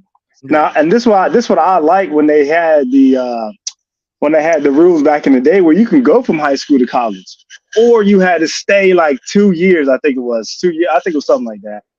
Like you make a decision. What you gonna do? You think you're good enough to go? Then go ahead and go and try. But if you fail, that's on you, not anybody else. But you were given the opportunity, and I think it's only fair that we give everybody equal opportunity to succeed. That's what I was saying. Yeah, I agree. I agree. I feel exactly what you're saying. I understand that point of view. I just agree to disagree. I think if the option is not on the table, we get better of a product on the floor.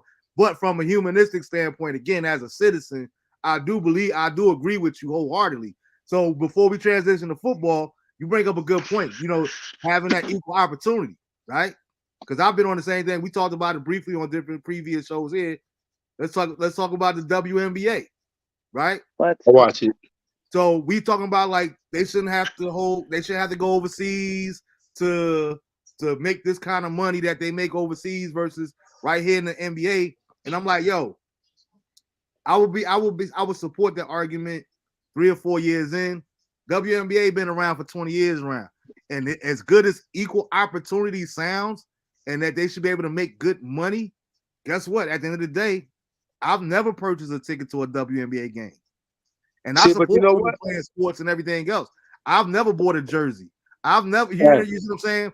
So it's like we talk about we want to see them get paid equally. You know, tennis. Like, no, so I'm gonna let you get it on the man because you like who? So, the WNBA is not about us men. The women don't support the WNBA. The women still support the NBA, but they don't support the WNBA because women still want to see motherfuckers dunking on each other and all that. In the WNBA, they can't do it. Mm-hmm. I agree with that, but my point is, I'm talking about when we talking about equal opportunity, and we talking about equal pay. No, equal opportunity got to be equal pay. Got to have the equal customer. WNBA don't have the same customers as the NBA. Point blank, period. And that's my thing. Like it sounds good as far as from systematically, it sounds good in theory. It only sounds good in theory to me that women in America. Let's remove sports. Women in America shouldn't make 78 cents on a dollar versus a man. Oh man, right? But when we talk about professional sports, to me, tennis is the best example because tennis gets even pay. But guess what? I watch tennis to see a Venus or Serena versus some male players. You see what I'm saying? They bring it in that ticket. So I'm not with that whole just because it's women's and an American right for equal pay that we should, because I'm not, as much as I support them and I want to see people excel, I can't tell you the last time Tamika Dixon in the New York Liberty were playing in the finals, the last time I purposely watched the WNBA game, and that was probably like 1996, 97. You know what I'm saying? So I can't make that argument that you should be getting paid the same when you don't generate the same kind of money. Yeah, it's what it's about. All it is, it comes down to business, man. If you producing, then you'll get paid more. Just like I seen an interview with Ronda Rousey, right? And she used to get the main car, right, for UFC. And she said, I get paid this much because I'm the main card attraction, because people are coming to watch me fight. And this was before she got destroyed. But even after she got destroyed, people still wanted to watch her though. So it's about business, right? And when you got the WNBA going from large arenas to small arenas because they're not producing enough and not enough people are coming in to watch them to keep the building open, then you can't get paid that. And also, I don't know what the average income is for a WNBA player, but I have no sympathy. Either, but the highest paid contract is $250,000 a year. And so what? And that's just my opinion, man. It's like you get paid $100,000 a year, and you know what the average income from a woman's perspective is here in the U.S. It's like $40,000 a year. You making $100,000 to play for 2 months? I don't care, man. I just don't have any sympathy for you when you play a sport for 2 months and you make $100,000 a year. Like I have no sympathy. I'm sorry. Get over it. You can't make that much. You're not. Nobody's buying your jerseys. Nobody's coming to the games. You're not having any shoes. Get out of here. Like on the average person could name 3 WNBA players. I don't even know who won the championship last year. Nobody cares. I think the Aces. Nobody cares. Aces won. Nobody cares. My take on it is a little. I agree. The business and the marketability of it is what just the main reason behind it. I had a solution for it. I'm just being real. Even though it's not well, I coach women, right? So I've been Yeah, in I'm coaching about to say women it. for it's just like what we do. We in our staff, we play women. I coach women's flag football, but it's contact women flag football, so a little bit. And I'll be honest, I've been one of the pioneers or one of the advocates for women's flag football. I have my, I got a podcast. Everybody listening to everybody in the flag football world, especially the women. I started leagues. I got tournaments that people come to all out of state, right? And one of the things that we realize in the women game is when we go, the men get more than the women. Like they was getting the payouts when we played because they play. You got playing tournaments. You get, and then we started fighting for the women. Like the women just as good as the men. They're just as talented as the men. But it took people to really focus on the business aspect of it, to market it, put it out there in front of people, get people to buy into it, sponsors, this, that, and the third, this, that, and the boom. And so I'm always for the women, right? We've been doing enough. Now, as you see, now flag football is an Olympic sport.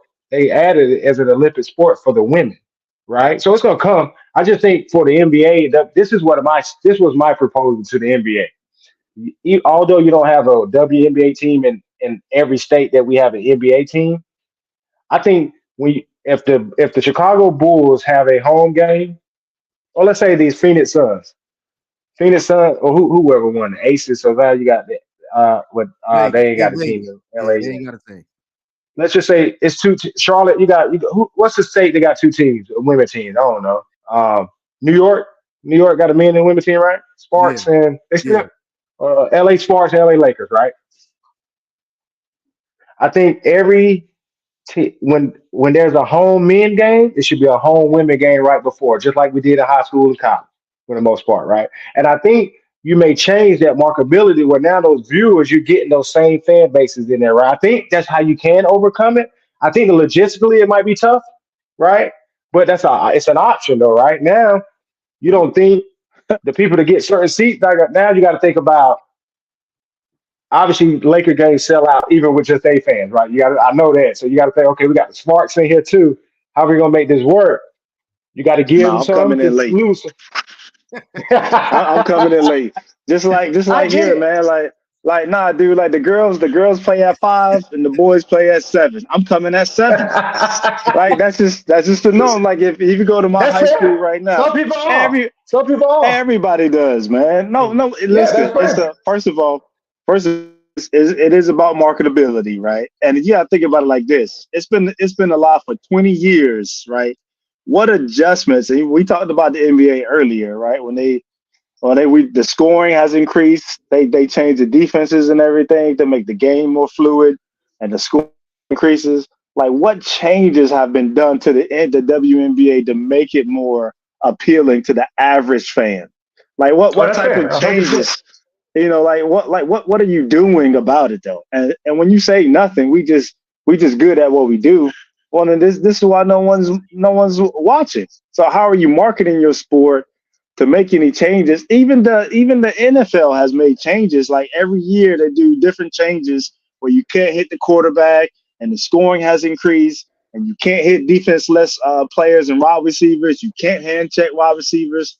So even they have made changes in the game to make scoring increase. But what have you done to the WNBA to make people excited to watch your sport?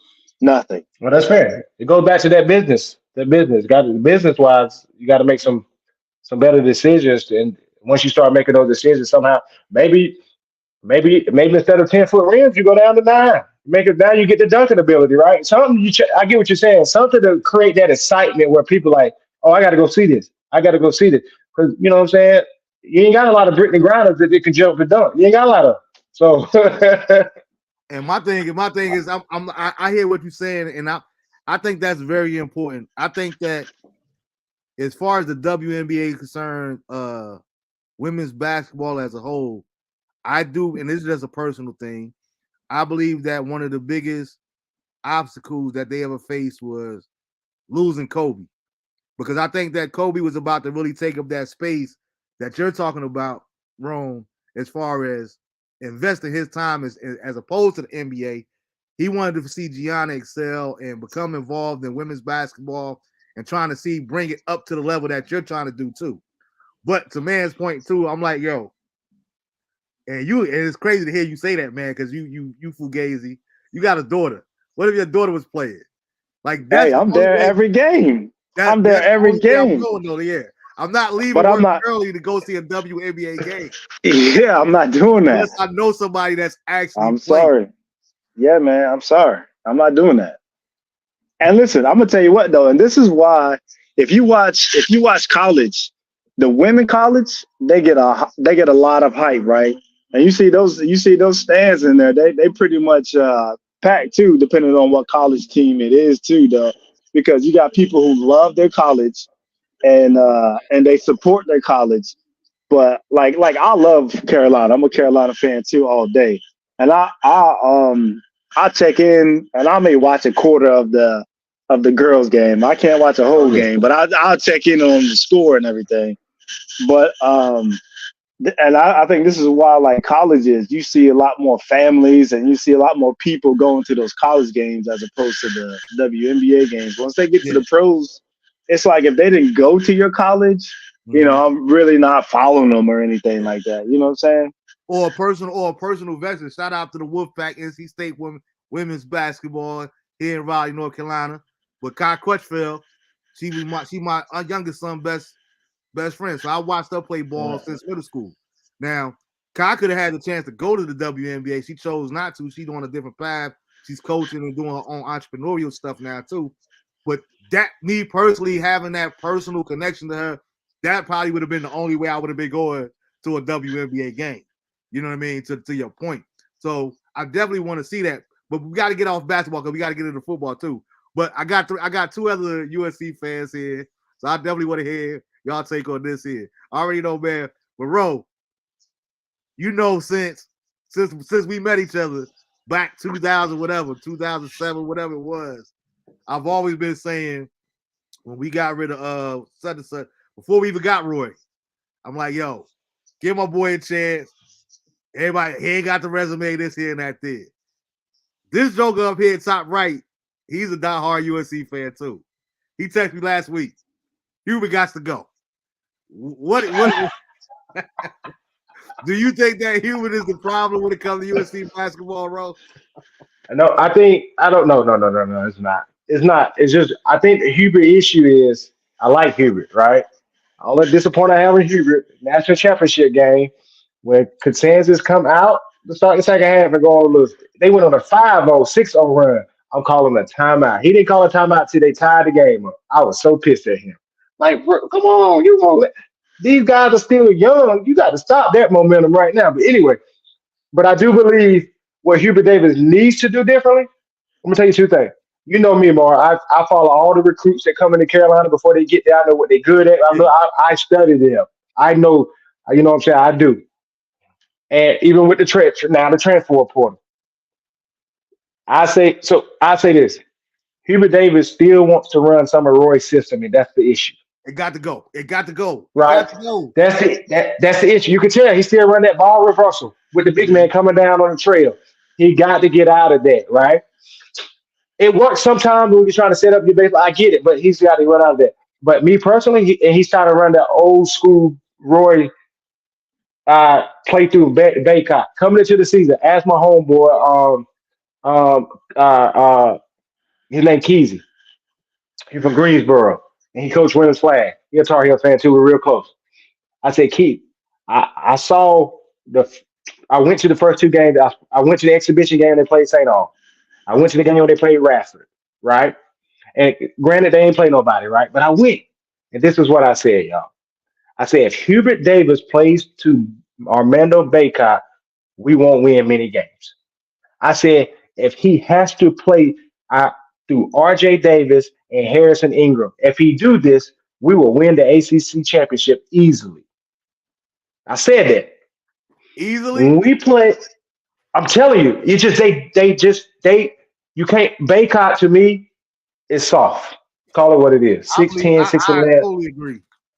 So Hubert Davis just got to see. He got to get out of that way because that man been there 6 years. You got to. He can't. No.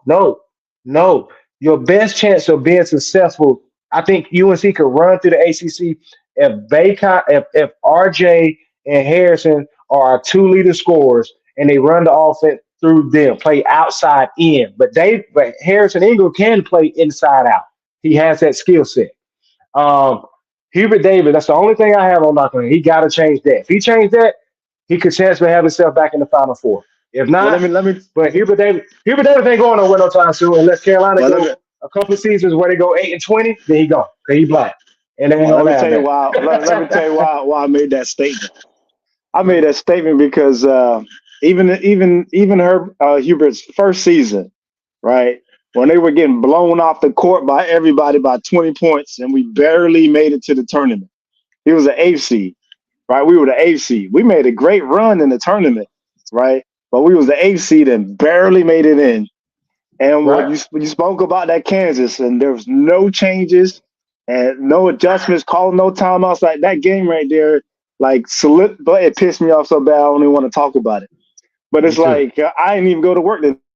But it's like that day right there, it's like, what changes are you making? And I get it. It was his first year.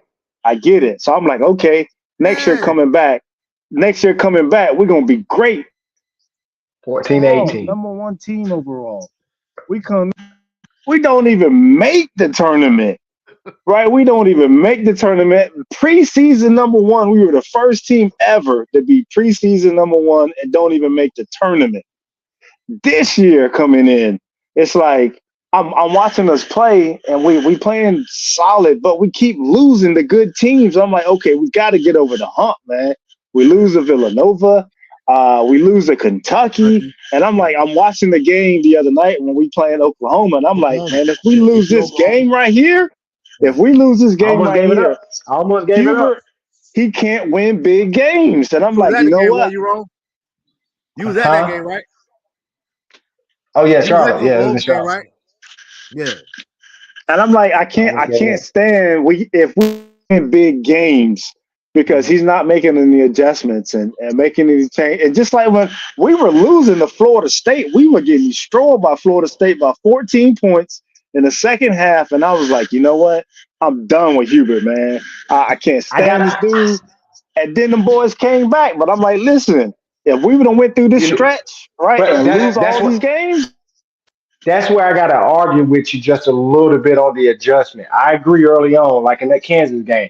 I'm at the Dean Dome watching it. I'm at bottom. Me and my homeboys. We at the game. Me, Tro, John, Crispy, and Gail. We at the Dean Dome watching it. We at the Dean. We was there for the Final Four when we beat Duke.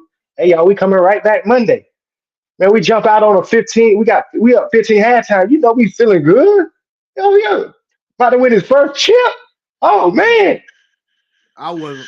So Florida State. I think it's a Florida State game you just mentioned. You know why I tell you he can make adjustments? What did he do in that Florida State game? Yeah, he came out. He came out. He came out with the full court trap and changed the game. That's what I used to always want Roy Williams to do, and Roy would never do it. I said, we got to go for it. He changed the game. So he can make some adjustments. It's just when he make them. I don't have patience enough for that though. It's like we talked about earlier. Losing does not come easy for me, man. I hate losing. So it's like if I know we're a better team, right? And not just because I'm biased. I think first of all, Carolina beat anybody. But I'm biased in the fact, and I can't stand watching us lose. And I see him over there, and first of all, I hate Baycott. If I see him in person, I would slap that dude, man, because I can't stand him. He's so soft. He plays with no type of fire or no energy. He should easily be giving me 13 a game, man, easily. But he just don't have that fire. And I agree with you when you say we can't run the offense through him. It's got to be RJ, because RJ been coming out balling. Yeah. I was expecting with. And as good as he is, I don't even consider RJ a dog. I think that's he is. He got that mentality. And that's what I like. I like RJ because he has that mentality like, you know what? I'm going to come out there and bust everybody's tail, and you can't stop me. And I'm the shortest guy on the court, but I'm going to punish everybody. Baycock should have that same mentality about being the biggest dude on the court. I'm the biggest dude. You can't stop me. But to see him, we play tough teams, and he only getting 9 points and 6 rebounds, and 10 points and 5 rebounds. I'm like, what is this crap? What is this? Like, if we're going to go out fighting with dang on 25 and 12, give me something. Well, let me ask you this. Do you think that – so how is it that you can say when we talk about Detroit losing 25 games in a row, you put 75% on the players versus the coach? How is this different? Because it's college versus the pros? Yeah, and it's Carolina, too. That's why, too, man. It's like but to me, you still got to put most of it on the players, bro. I put some on some of the players. No, I'm not gonna lie. It got the coaching, right? You pull that player if he ain't cutting it. That's what it is. See, that's what happened with us last year. Taylor Love should have been benched a lot last year. I'm just keeping it real. Absolutely. I said that too, man. You can't keep blaming the player. If you ain't taking me out and I was a shooter, Mar. You know this. Yeah. But as much as confidence you have in me as a coach, if I go 0 for 10 back to back, it may make sense to put somebody in at this moment that's probably hitting. I can live with that as a competitor. I just know, okay, Ron, you can't lose. You can't keep missing these shots. You got to give somebody else an opportunity. I ain't mad at that. Or taking these bad shots. Caleb Love was Caleb Love took a lot of bad shots. Yeah. Man, he took terrible shots. I would have took Nance tail out of the game too. Sit his rump down too, man. I agree, man. I agree. Man, I'm telling you, man. All Hubert Davis got to do is be like, you know what? And I'm not saying he don't talk like this in practice or talk. We don't know, right? We ain't in there, but it's got to be all right. We're gonna play the best five that's playing good at that moment, and we're gonna sub in rotation based on like some games. Though I give him credit. Sometimes he's using 9, 10 player. Sometimes he's just sticking with 7. I get it because those might be the 7. But I'm gonna tell you who shouldn't be in the game that much. I'm not a fan of him. Woj, the left hand white boy. Yeah. Not a fan of him. Ryan, if he off, he off. He ain't good. He have liability on defense. So when he off, leave him on the bench. If he's inconsistent, right? Seth Trimble should be starting. Seth Trimble should be starting. Y'all probably say, Ron, you tripping. I do believe before it's all said and done, Seth Trimble gonna be like a Vince Carter type player for UNC. Watch what I tell you. Yeah, I think you're crazy on that one. But I can't stand. We're gonna come back to the Marvin Bennett Jr. show. I can't go back to it. I promise you. Watch what happens. Y'all gonna be like, man, Ron said it. That boy, he can shoot it better. He's shooting it well now. He's shooting better than he was last year. I think we know he can lead. I ain't saying he's gonna be Vince Carter Hall of Fame, Vince. But I'm thinking for Carolina, he's gonna have that transition like Vince Carter. Vince Carter was just good anyway. College level. No, I think college level. College level. Yeah. I think he's playing with more confidence this year. I think that's what it is. Like last year, he just seemed to like get his feet wet and he was playing defense. But I think this year he's playing with a lot more confidence. But I thought he was going to transfer. I was going to hate it. I said, man, don't transfer. I thought he was going to be one of the ones that transfer. I think the player that pisses me off the most, other than Baycott, is Withers. I just expected more from Withers. I thought he was going to be like my man Jawad Williams back in the day, who can step outside, inside, who's going to come off the bench and give us 8 to 10 points a game, 6 rebounds. I just envisioned him to be that way. But he's been a major disappointment on defense, on offense. He just has no type of fire to me, man. You 100%, but I agree. I think he still needs a little bit more. But I'm gonna be honest with you though. When he comes in, you can see it though that he has it. When he's shooting, I see it. Now it's off. Don't get me wrong, but he does have some type of poise. Like you can't teach poise, right? With these young guys, right? Some of it he has it. I think he's just not. I believe by the time we get to the ACC tournament, you're gonna see him have he develop a little more. I don't think he's gonna be all world this year, but I see it. I'm telling you, I just been around basketball so much. I play it with people like that. I be seeing it. I be like, boom, boom, boom, boom. Hey, you know what I see? That's gonna be it. I see production. If you ain't give me no production, that's fair. That's fair. But how many? Let's keep it real though. How many players come in as a freshman, just all world generational that come in and like? Let's be real. How many? This dude is but he is junior though. You're right. He did transfer. You're right. I agree. Right. He transferred from Florida State, averaging. I think he was averaging he started too at Florida State, averaging. Yeah, he was starting. No, he was at Louisville. He was at Louisville. Yeah, one of them ACC schools. I think he's gonna be. I think he's just gotta get comfortable with the system again. All you know what I'm saying? I think he's gonna be okay. I think he's gonna be. He's gonna be comfortable sitting next to Wojcik down at the end of the bench. I'm not racist. I think everybody know that. But outside of Baycott, I don't know. The liability is the white boy. I always wonder, like, why Carolina never get a white boy that can shoot? And I thought Ryan is that, but he's off. So you know who I wanted though? Before you move on, Booby, you know who I wanted? Bad ever in the portal. Who that? Was the dude Connect that dropped 35 on us because we try to recruit that dude in the portal, and he went to Tennessee instead of coming to us. And I thought he would have been the perfect fit at 6'7", 6'8", playing that 3 spot and could shoot. That's who I wanted. I wanted Connect because that dude right there. That dude. I like first Ryan. round. I like Ryan, but I like Connect. Yeah, Connect did kill us. You know what I'm saying? So, but Ryan can't shoot though. But yeah, Ryan, he's streaky, man. You know what I'm saying? He can't shoot. Much inconsistency. Yeah, okay. You know me, man. I'm a shooter though. So after you miss 2 in a row, if you're in RJ Davis or Harris Higgins, don't shoot no more. Yeah, you got to figure it out.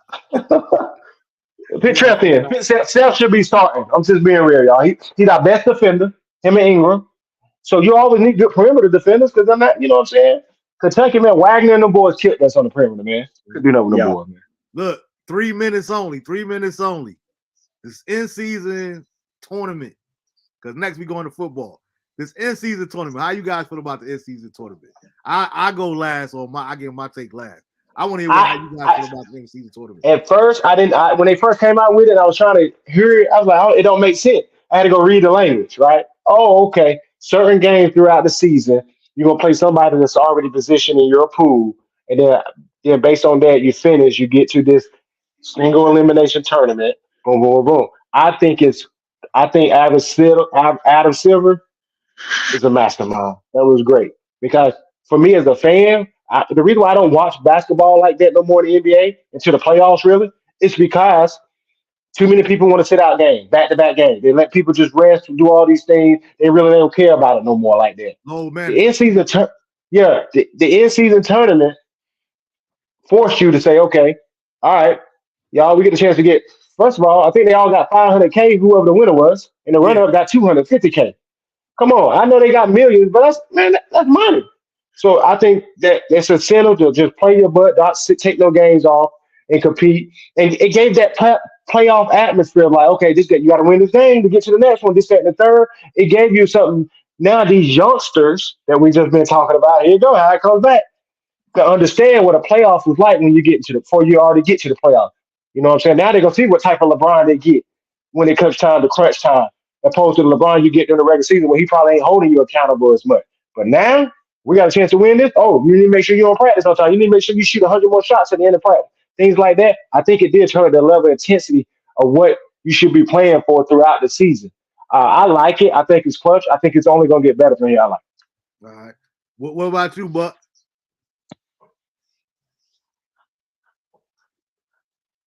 Yo, you muted, Buck.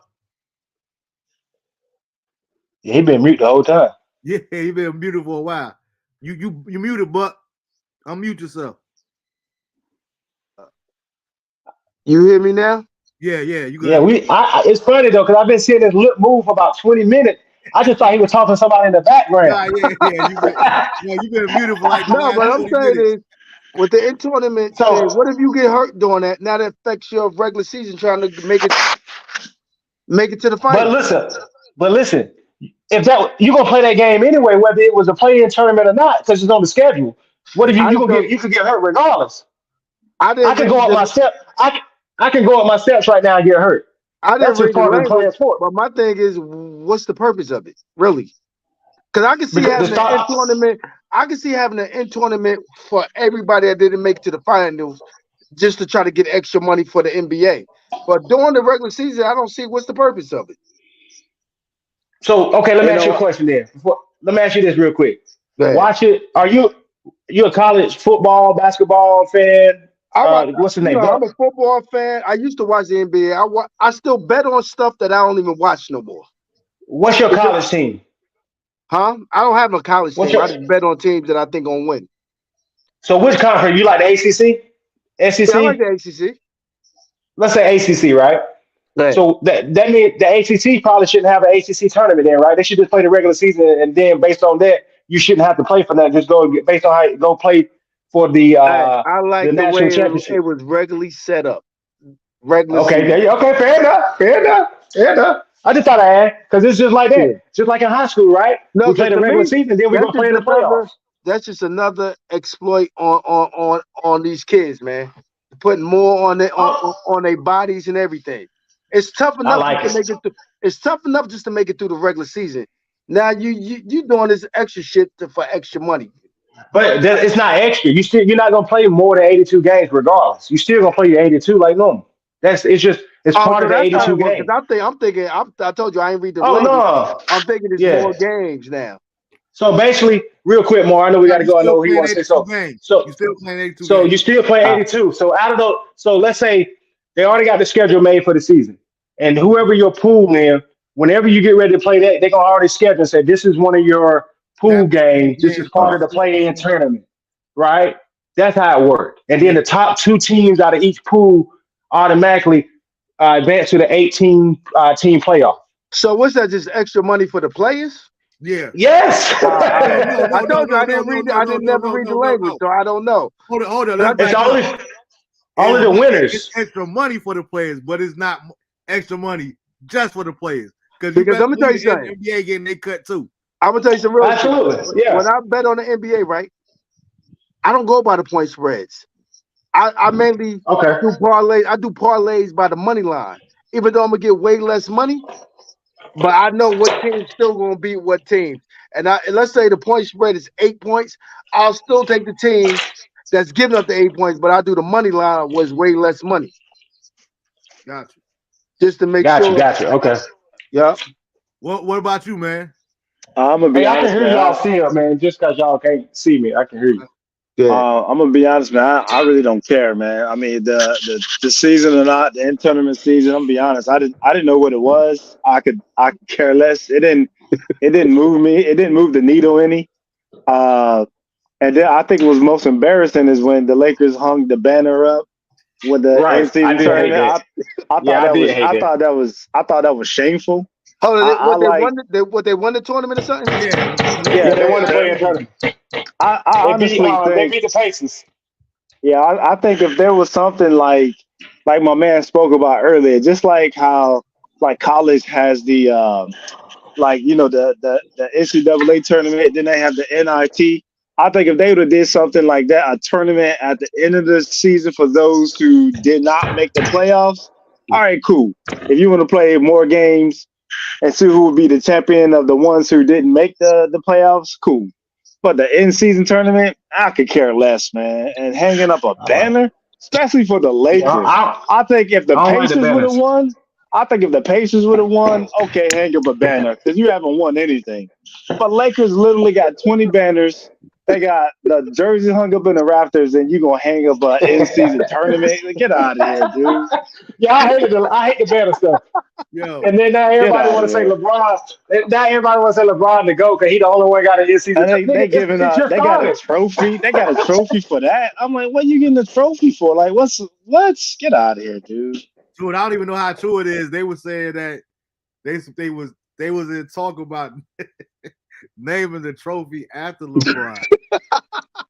Like whoever wins the MVP of the in season tournament, you win the LeBron James trophy. I mean, I don't care. I'm gonna be Dang. honest with you. It didn't move the needle for me, man. I That's He was it. ain't trying got to he wait. ain't I got was enough trying to trophies wait for Jerome. on the regular season. Yeah, Right. He I ain't was got trying to enough wait for Jerome trophies. to get How many settled times in. that man went to the finals and didn't win? Hey, 9. that's a He whole went other 9 times. conversation. One and 4. We ain't even gonna get into that. But hey, 9 in a row. I'll take going to 9 consecutive finals, whether I win or not. That's just me. I'll Oh take no, going no, to no. See, you supposed to feel some type of way. The competitor, you supposed to be mad at yourself. 9. Hey, I went to 9 in a row. How many people get to say that other than It don't matter.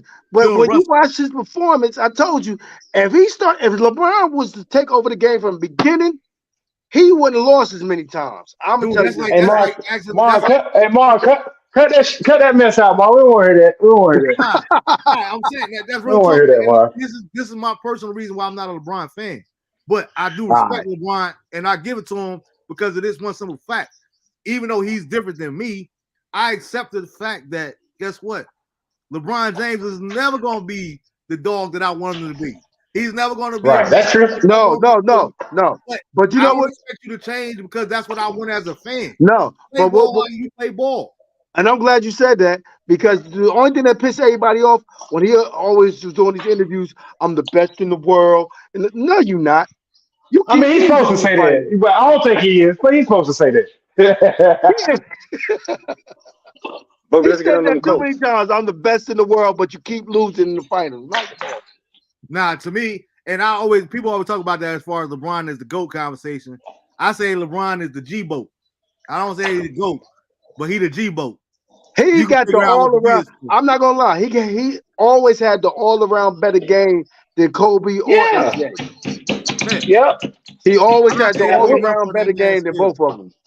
Yeah, some people just ain't got that killer in them, and it's okay. That's it. And I can't ask you to be a dog if you're a cat.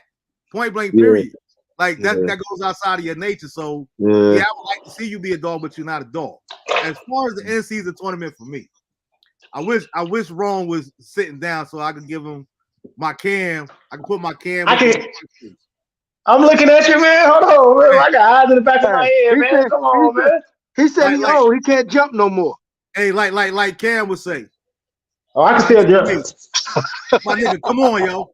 Come on. We talking about an in-season tournament. It's the dumbest thing I ever heard in my entire life, bro. I know. Hey, Mark, before you start, Mark, what's your man at the top right over there name? What's his name? Man.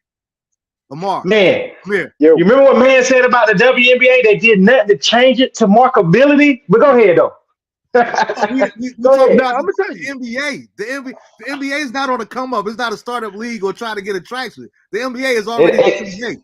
That's first and foremost. But why do you think they go ahead, though, Mom? I'm gonna let you finish. No, to your point, they trying to get more TV ratings up, but guess what? This ain't it, bro.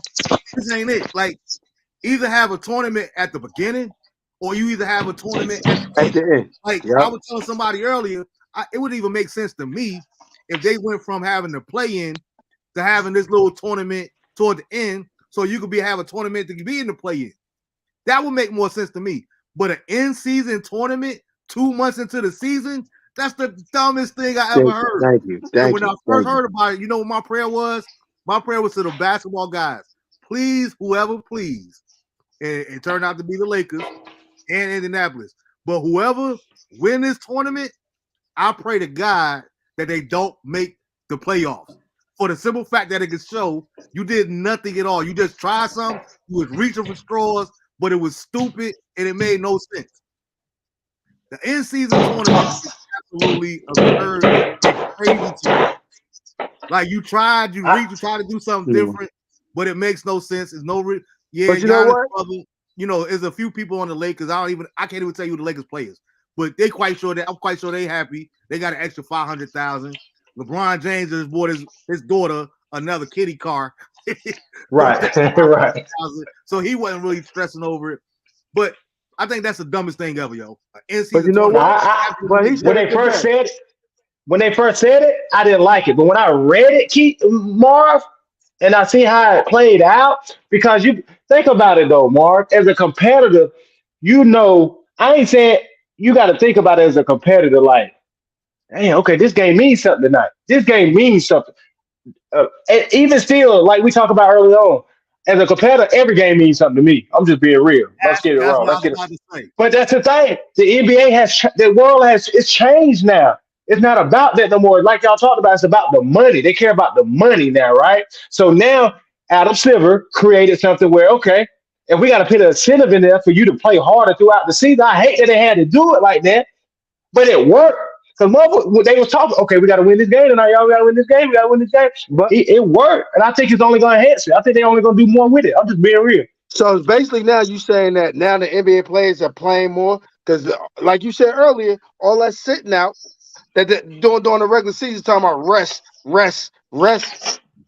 So what was the purpose of putting an in-tournament season during the season when you letting these motherfuckers rest all through the season? Play 2 Well, games now and you sit can't. out a game. But they changed that rule coming into the season where you can't Oh, they you changed it. can't. I didn't even know that. Yeah, You yeah, can't yeah. do yeah, you They can't. can't do it as They much. Because I can't remember, now. I told you, I Yeah, still you can't do gamble it as on it, but I much. don't You're really watch right. it. You And I still think can that was do it, trash. but I think that was it trash can't from be day a one for the simple fact, like forget yes. as an athlete, All right. speaking as a working man, right?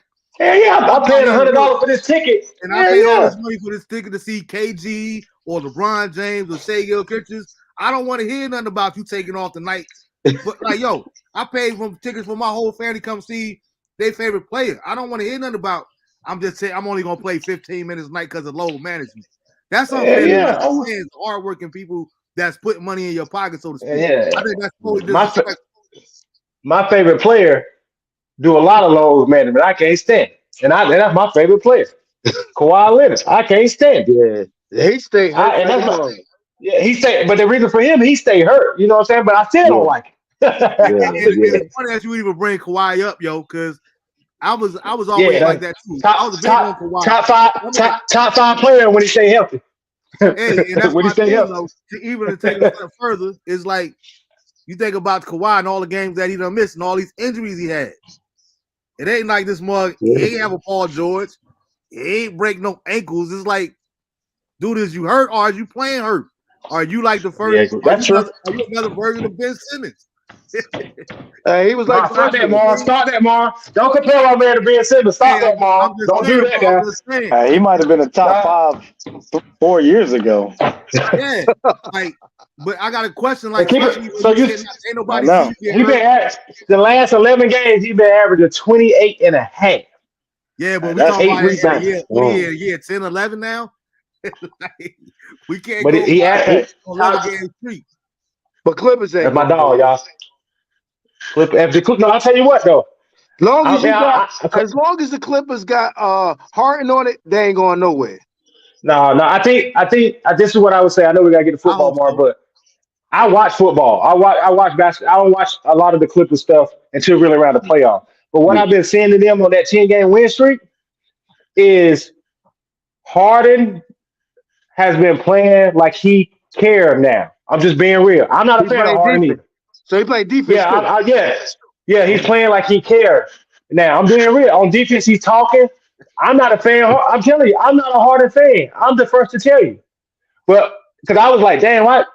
Don't get man. Know what we got. You know what I'm saying? We know that if we stay healthy, we a Western Conference final team. That's how I looked at it the last couple of years. But when we stay healthy, Harden ain't gonna change that for us. But he came in and he's back in his days when he was first in Houston, where he cared, right? He cared. Now we'll see if it's sustained. That's gonna be important, right? We'll see if it's sustained.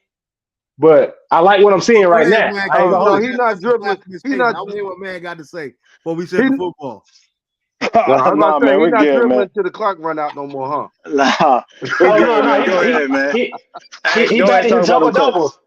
He back to his double doubles, assists. Hey, it's all about when it counts, man. Like I'm gonna be honest. Like last thing before we gotta go, boo. Yeah. It's like I care about when it counts. When we get to the playoffs, like Yeah, holla at me when that happens. I don't care what you're doing now. I don't care how you shining now.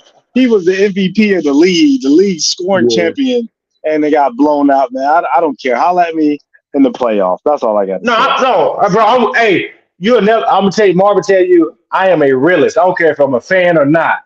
I'm just saying I'm a realist, and you're 100% right. That's all I care about. That's why I'm watching NBA to the playoffs. Really. Mhm. All right, so we coming up this weekend here or next weekend, whatever.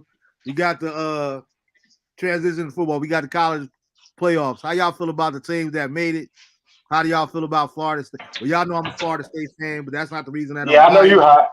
I think Yeah, I know you that is hot. absolutely absurd when you look at the four that's in. You got Michigan, you got Texas, you got Alabama, you got who's the fourth? Washington. Washington. You got Washington. Okay, now people say, well, yeah, of course you would feel that way because you're a Florida State fan. First of all, we went undefeated, right? It's like boxing when Roy Jones was boxing. You don't get you only could play. It wasn't Roy Jones' fault that he didn't play in an era with That's what it was. That's why you muted. I got an echo now, but I'm about to stop it. There's somebody calling me. okay, yeah. So it wasn't Roy Jones' fault that he didn't fight in the era of Sugar Ray Leonard and Roberto Duran. You only can fight who's out there when you're available, right? So you take the ACC as a conference. People say, well, they want to put the SEC in college football like people do the ACC in college basketball, so to speak. Right. The problem with that is I have no hate or no ill will toward the SEC. But when you win your conference, you go undefeated as a Power 5. I have a problem when we were consistently number 4 throughout the whole entire season and still didn't lose a game. How do we get bumped out of that top 4 spot? That's one. Then my argument is when you look at the 4 that did make it, I have no problem with Michigan being there. All right? Don't do it, Mar. Don't do it. Don't do it, Mar. You already know, bro. Don't do it, Mar. Alabama should not be in Don't do it, Mar. Yeah. You can't go from number 8 to number 11 consistently all season long and magically win. If Nick Saban was not at Alabama, there's no way in hell that Alabama will be playing for a national championship. No way possible. I agree with you on that. I agree too, yeah. They penalize it for I agree. And I agree. Go ahead. Now, who was the other one? Who was it? Texas? Texas one of the Texas. Right? Yeah, Texas. Texas, you look at their record, who they beat? They beat Ohio State or they beat Georgia? They beat Bama. Second game of the season. Bama. But they lost to somebody else. Oklahoma. Okay, that disqualifies you. I don't understand how you're in the top 4. Washington went undefeated as well, right? Oh, they should be in for sure. Washington went. So the same thing is now I'm looking at resume versus resume. You mean to tell me that Washington resume, because they undefeated, is better than FSU? Think about who was in the Pac-12. It was, man. They beat Oregon twice. They beat Oregon State, who was ranked. They beat State. It was another team they beat that was ranked at the time. They beat the Pac-12 was the best conference this year outside of SEC. I'm just keeping it real, man. Not, bro. Look, the only 2 teams that they had was Oregon, and Washington. USC, Oregon State, but Oregon State and USC when they beat them, they both was ranked top 15 when they beat them. And guess what? Florida State, we beat 2 SEC teams. Yeah, LSU and yep. As much as people want to hate on ACC, Duke football, and that's always my inside joke. Like nobody goes to Duke to get a football player. Everybody go there to get a point guard, but not a football player. Duke been playing good football. Carolina has been playing good football consistently all season long. Clemson is Clemson anymore, but you can't top to bottom. The ACC in football is better than the Pac-12 was, in my opinion. No, I don't think so. But I will say this though. I would say I'm 2-4. I say I'm with you though. However, I do think Washington, Florida State, and who was the other one? Michigan. I think those 3 were given simply because they went undefeated in their conference and they won the conference championship. To me, if you go undefeated in the top 5 conference and you win the conference championship, there should be no question you should be in. Absolutely. The discussion comes down to Texas and Alabama. To me, that discussion comes in between those 2. I would probably give the nod to Alabama simply because at the end they did beat the number 1 team in the country, though, which they were undefeated for like 2 straight seasons. I know last season don't count, but this season Georgia was undefeated. Alabama beat them at the end. So I would definitely, with no question, no hesitation, Michigan, Washington, Florida State should definitely been in there. The discussion would have came down to Alabama or Texas, and I'd have gave it to Alabama. That's just my opinion. And Roddy in the comments, he talking that same nonsense these reporters are talking about. Did you not watch the Florida State backup quarterback in that game, in that title game? Absolutely, I did because I'm a fan. First of all, second of all, that's not our backup quarterback. That's our 3rd quarterback. as our third string quarterback. And guess what? But it shouldn't matter. It shouldn't matter, though. It doesn't matter. We won the championship game, yeah, bro. It shouldn't matter. Period. But it doesn't matter who in there. Professionals. We're talking about kids. So, if that was think about this. playing on that team there, and he might not ever get to go to the pros, whatever, and this is one chance to play for a championship at this particular level, I'm gonna be feeling some kind of way. Point blank, period. So my take on it is, again, I read stuff, right, y'all? Not saying y'all don't, but I read it. And when you read the college football playoff committee job, is to pick it's not who goes undefeated. It's the 4 best teams at that moment, right? That's one of the criteria, right? Winning your conference championship, going undefeated, that's one of the other criteria. Like they can, but they don't have to look at every one of them. You got, if you read it, it says these are what we go by, but it's no particular order, right? Yeah. You can't pit Texas, you can't pit Alabama in without pitting Texas. That's just what it was, because Texas beat Alabama head to head. That's one of the criteria. That's one of the criteria. If you beat somebody head to head, right? Yeah. So it really went down, and I'm not saying they right, because I feel for Florida State. Because if I was on Florida State team, I was, even if I was the third string quarterback, and I played quarterback in high school, right? That's what I do. Point blank. Right. I feel like I can go lead my team to make it to the championship. I do feel like that as a quarterback, right? But the third string quarterback did have a chance to prove it when they played whoever in the ACC championship. I can't remember what it was. Louisville. They played Louisville and won. Yeah. All you could do is ask for him to win. That's it. Mm-hmm. That's it. Did he win or did the defense win? The team won. You can't punish this team because of. Yes, you can, because one of the guidelines states if a player, a game-changing player, is altered from the team or a coach, that is one of the things that the committee looks at. That's why I say they said that. So it says it in the bylaw. And FSU is wrong. I don't agree. Florida State. So that's my whole thing, bro. I agree with you 100% because, like you said, that's the wording. My problem is with the formula, period. Oh, yeah, right. I agree. Yeah, absolutely. I ain't got no problem with that if Giannis get hurt, if Peyton Manning get hurt, or if Tom Brady get hurt. We talking about college, bro. You feel what I'm saying? First of all, I believe they should have got a chance because their defense is really that good. I don't think they were going to beat any team that's in there now. I'm just being real. But I think their defense would have gave them a chance because the defense is elite. I agree. Alabama's defense is elite. Even I don't think they would have beat.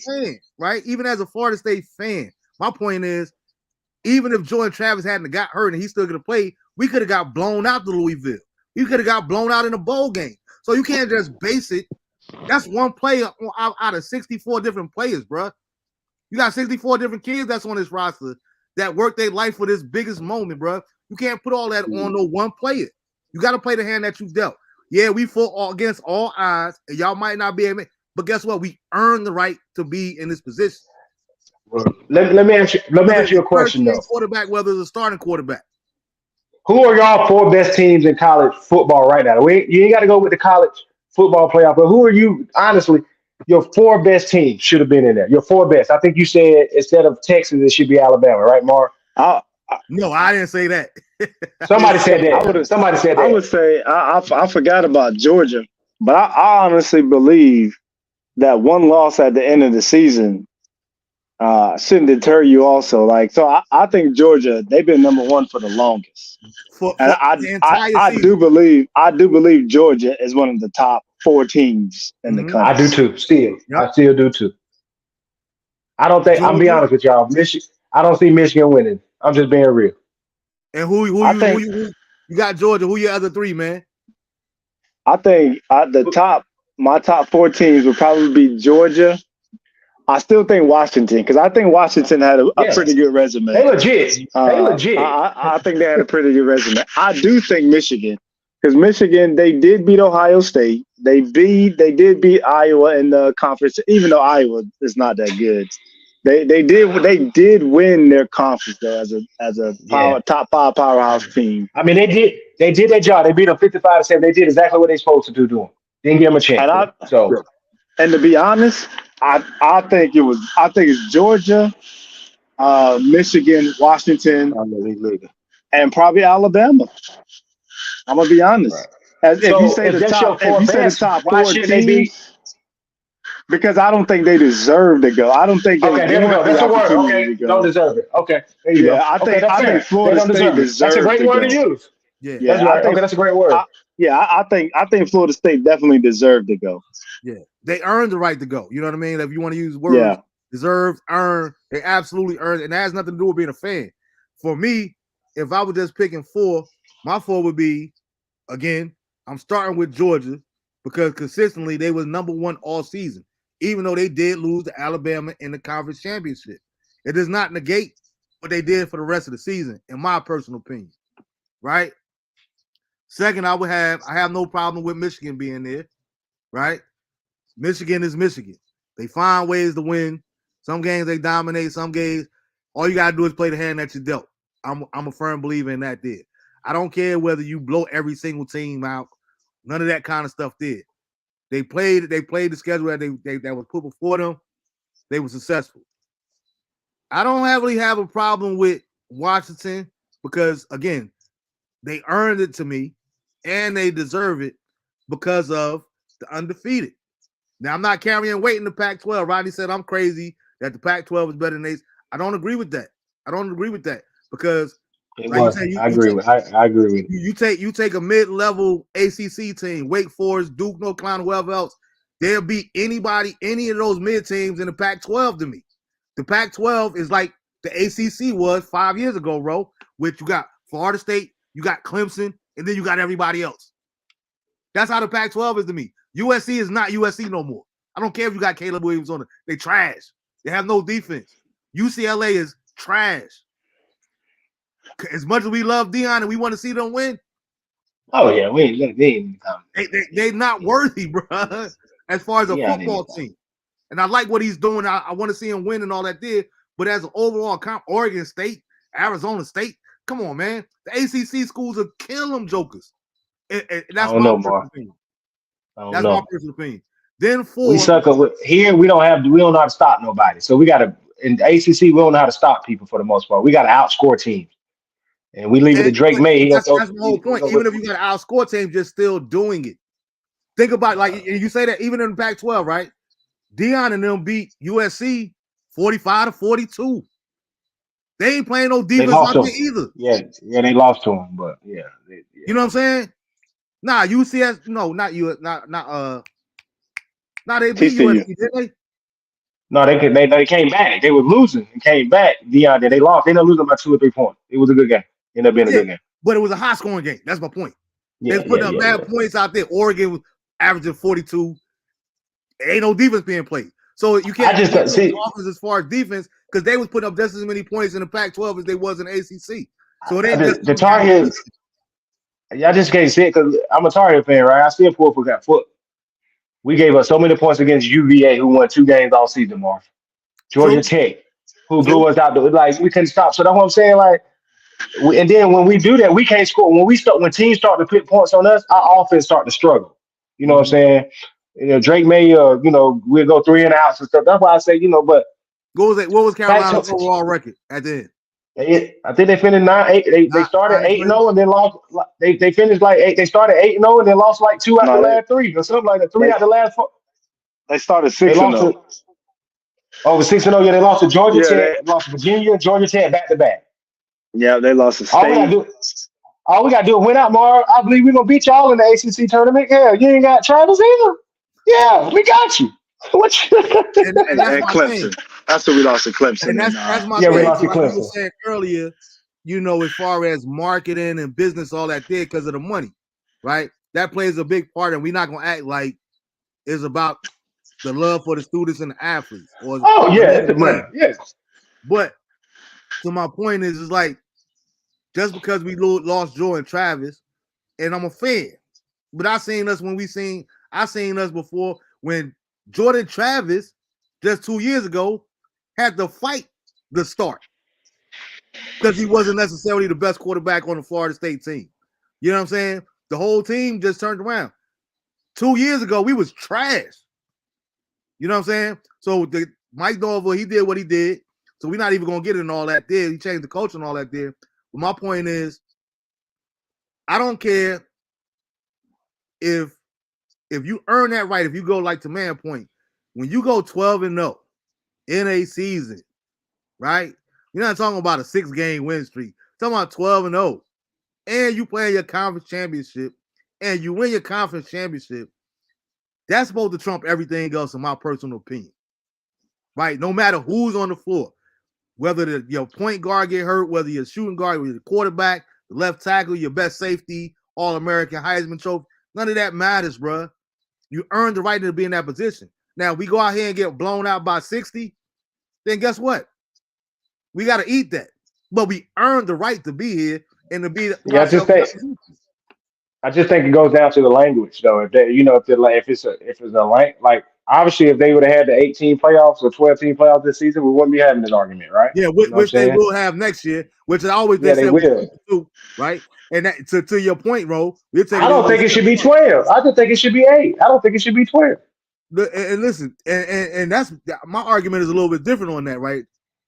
Because let's be clear, it's all about the money, right? Oh yeah. Since I've been in high school, when I graduated in 1993, since I've been in high school, I get tired of this argument of how old is the FBC now? Is that FBC is what 10, 15 years now? But they always said, listen, we can't have a tournament or we can't have a playoffs in college football, right? There's no way to do this. How can you say that since the beginning of time? What do you think March Madness is? Right? Think about it. From the time that they play their conference championship to the time that they play their bowl game, that's 4 weeks. Right? We ain't talking about money. We talking about reality. You can't tell me that you can't have a playoff system in college football because you, from the time you win your conference championship to the time you play your bowl game, if you make a bowl game, is a 4-week gap. What if 4 weekends? That's the same thing as 64 teams on the first weekend. That goes to 32 teams on the second weekend. That goes to 16 teams, just like the Final Four. Problem is, they don't want to share all that money. But don't tell me that. Tell me you don't want to share the money. Don't tell me that a playoff system works. Because March Madness is nothing but a playoff system. And 100%. Basketball, it definitely could work in football too. But y'all don't want to do that because in March Madness, they all sharing that money. Yeah, I think individual schools are getting that money. I think the reason you don't do it with the team wise is because of the contact. It's a violent contact sport, right? It's just like in flag, we can play back-to-back games, right, and back-to-back days, and women's flag and flag football, period. But when have you ever seen a tackle game play consistently outside of every other week, right? It's just the scheduling because it's basketball season now, right? They'll be taken away from basketball season with the views and stuff like that. So I guess it still has something to do with money at the end of the day, but you also got to think it's a violent sport. Your body really needs the time to rest after you've been out there. My argument with that though, Roman, is like this here. So we earned our way to be number one. Let's take your whack tie. Let's take Alabama. Let's take Michigan. Let's take Wisconsin. Right? We just finished going. Let's take Washington rather. We just finished. Yeah, go ahead. Keep talking. Right? We just finished going 12-0. We just won our conference championship. We've been killing all day. We're supposed to turn that momentum off for a whole month and then go out here and play the biggest game of our lives. I get it's a violent sport, but that don't make no sense either. You talking about taking off a whole month in between playing your biggest game. Like momentum is big when it comes to sports. But not in football though, Mark. Tackle though, I'm just telling tackle it's a really big difference. Think about it. Okay, think about this, Mark. In high school, right? After the season over with, you pay for your shoes, you go into the playoffs about a week later, boom, boom, boom, boom. And then the championship game, when you go to play for states, it's 2 weeks. You got 2 weeks to get ready for that game. It's because of the contact of the sport. That's all I'm saying. I get what you're saying. It makes sense, but tackle is a lot more. Your body, man. Listen, man. And to your point, you make a valid point, but why do you think that so many people, when it comes to these bowl games, and your top-notch athlete, if you go back to top 30 years, Maurice Correct, whoever, list goes on and on. Why do you think by the time they done play their conference championship and get to their bowl game, jokers is getting injured? Because you haven't been playing this physical violent sport Oh, that's fair. for a whole month. You less likely to get injured if you were still playing on a weekly basis. And now you playing 2 games or extra game. You're still playing on the same thing that you did in the regular season. I mean, that's fair. I mean, I get it. I get what you're saying. It's just the sport is that's why a lot of them just sit out now. Cause they like, look, I ain't gonna, even if I did play, but they still practice though, Mark. They still practice at a high level though. They take a week off. True, indeed. And they still practice at a high level. But everybody isn't playing going full contact in these practices either. A lot of these practices are walkthroughs. Even on the college level at these big universities, they doing walkthroughs. They making sure everybody know their position. Everything. Well, I go out there. I take you to the court right now and don't miss. It's just gonna be after I hit the first one, I'm good to go. I'm just telling you, it should be what it is, man. Yeah. I get you though. You're right. I get it. And that's my thing. Is like, just stop people feeding me propaganda. Just say what it is. We don't want to do that, and I can respect that. But don't tell me it can't be done. And Toronto, he like you, Rodney, like you tripping 64 game tournament football.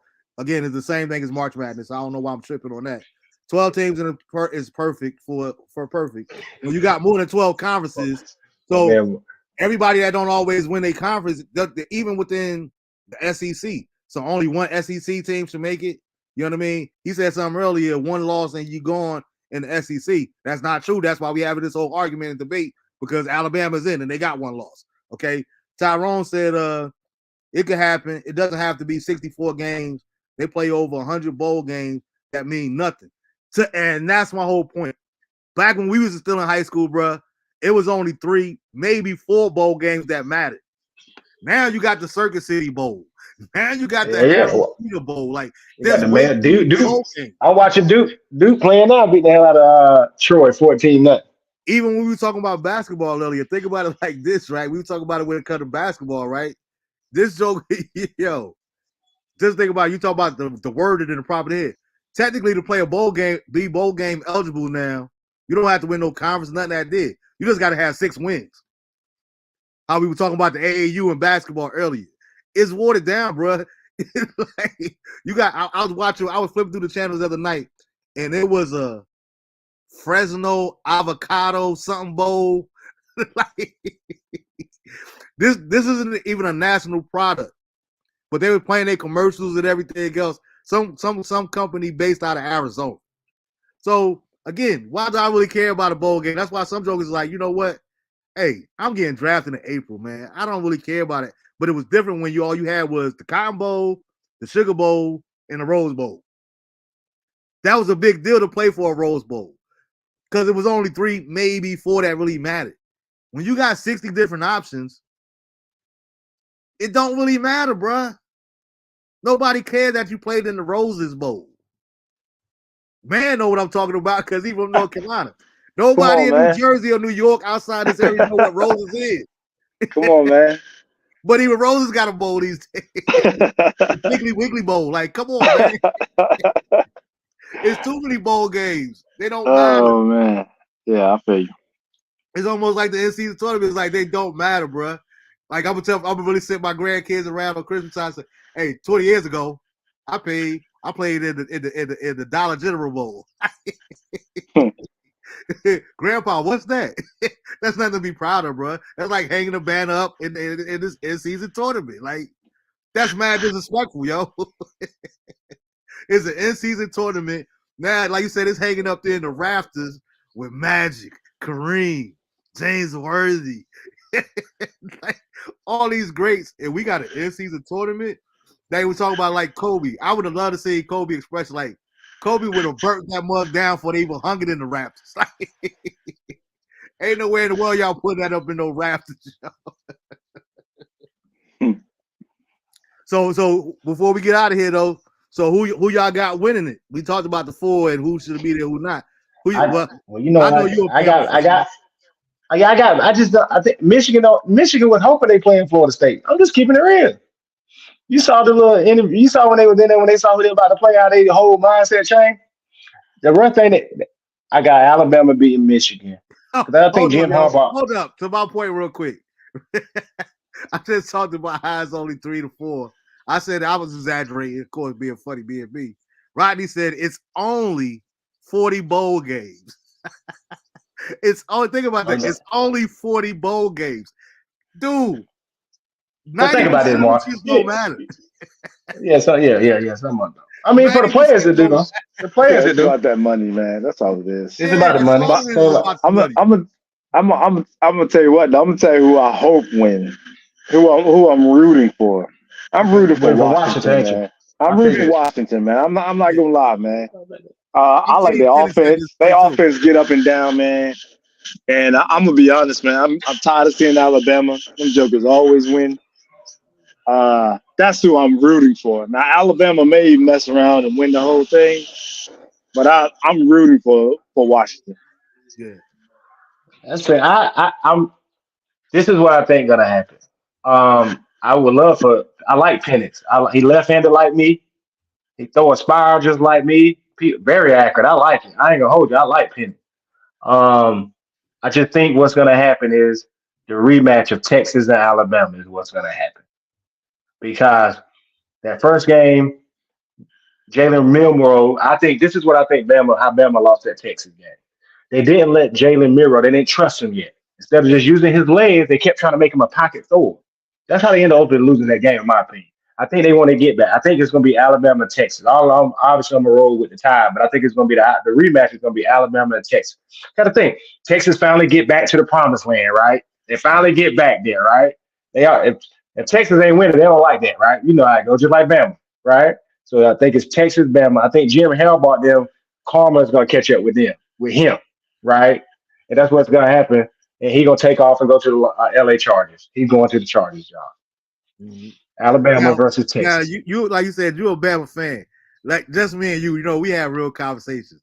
And you good. Why I say Bama? Bama? Not why. Like, how do you feel about y'all even being in that position to win it?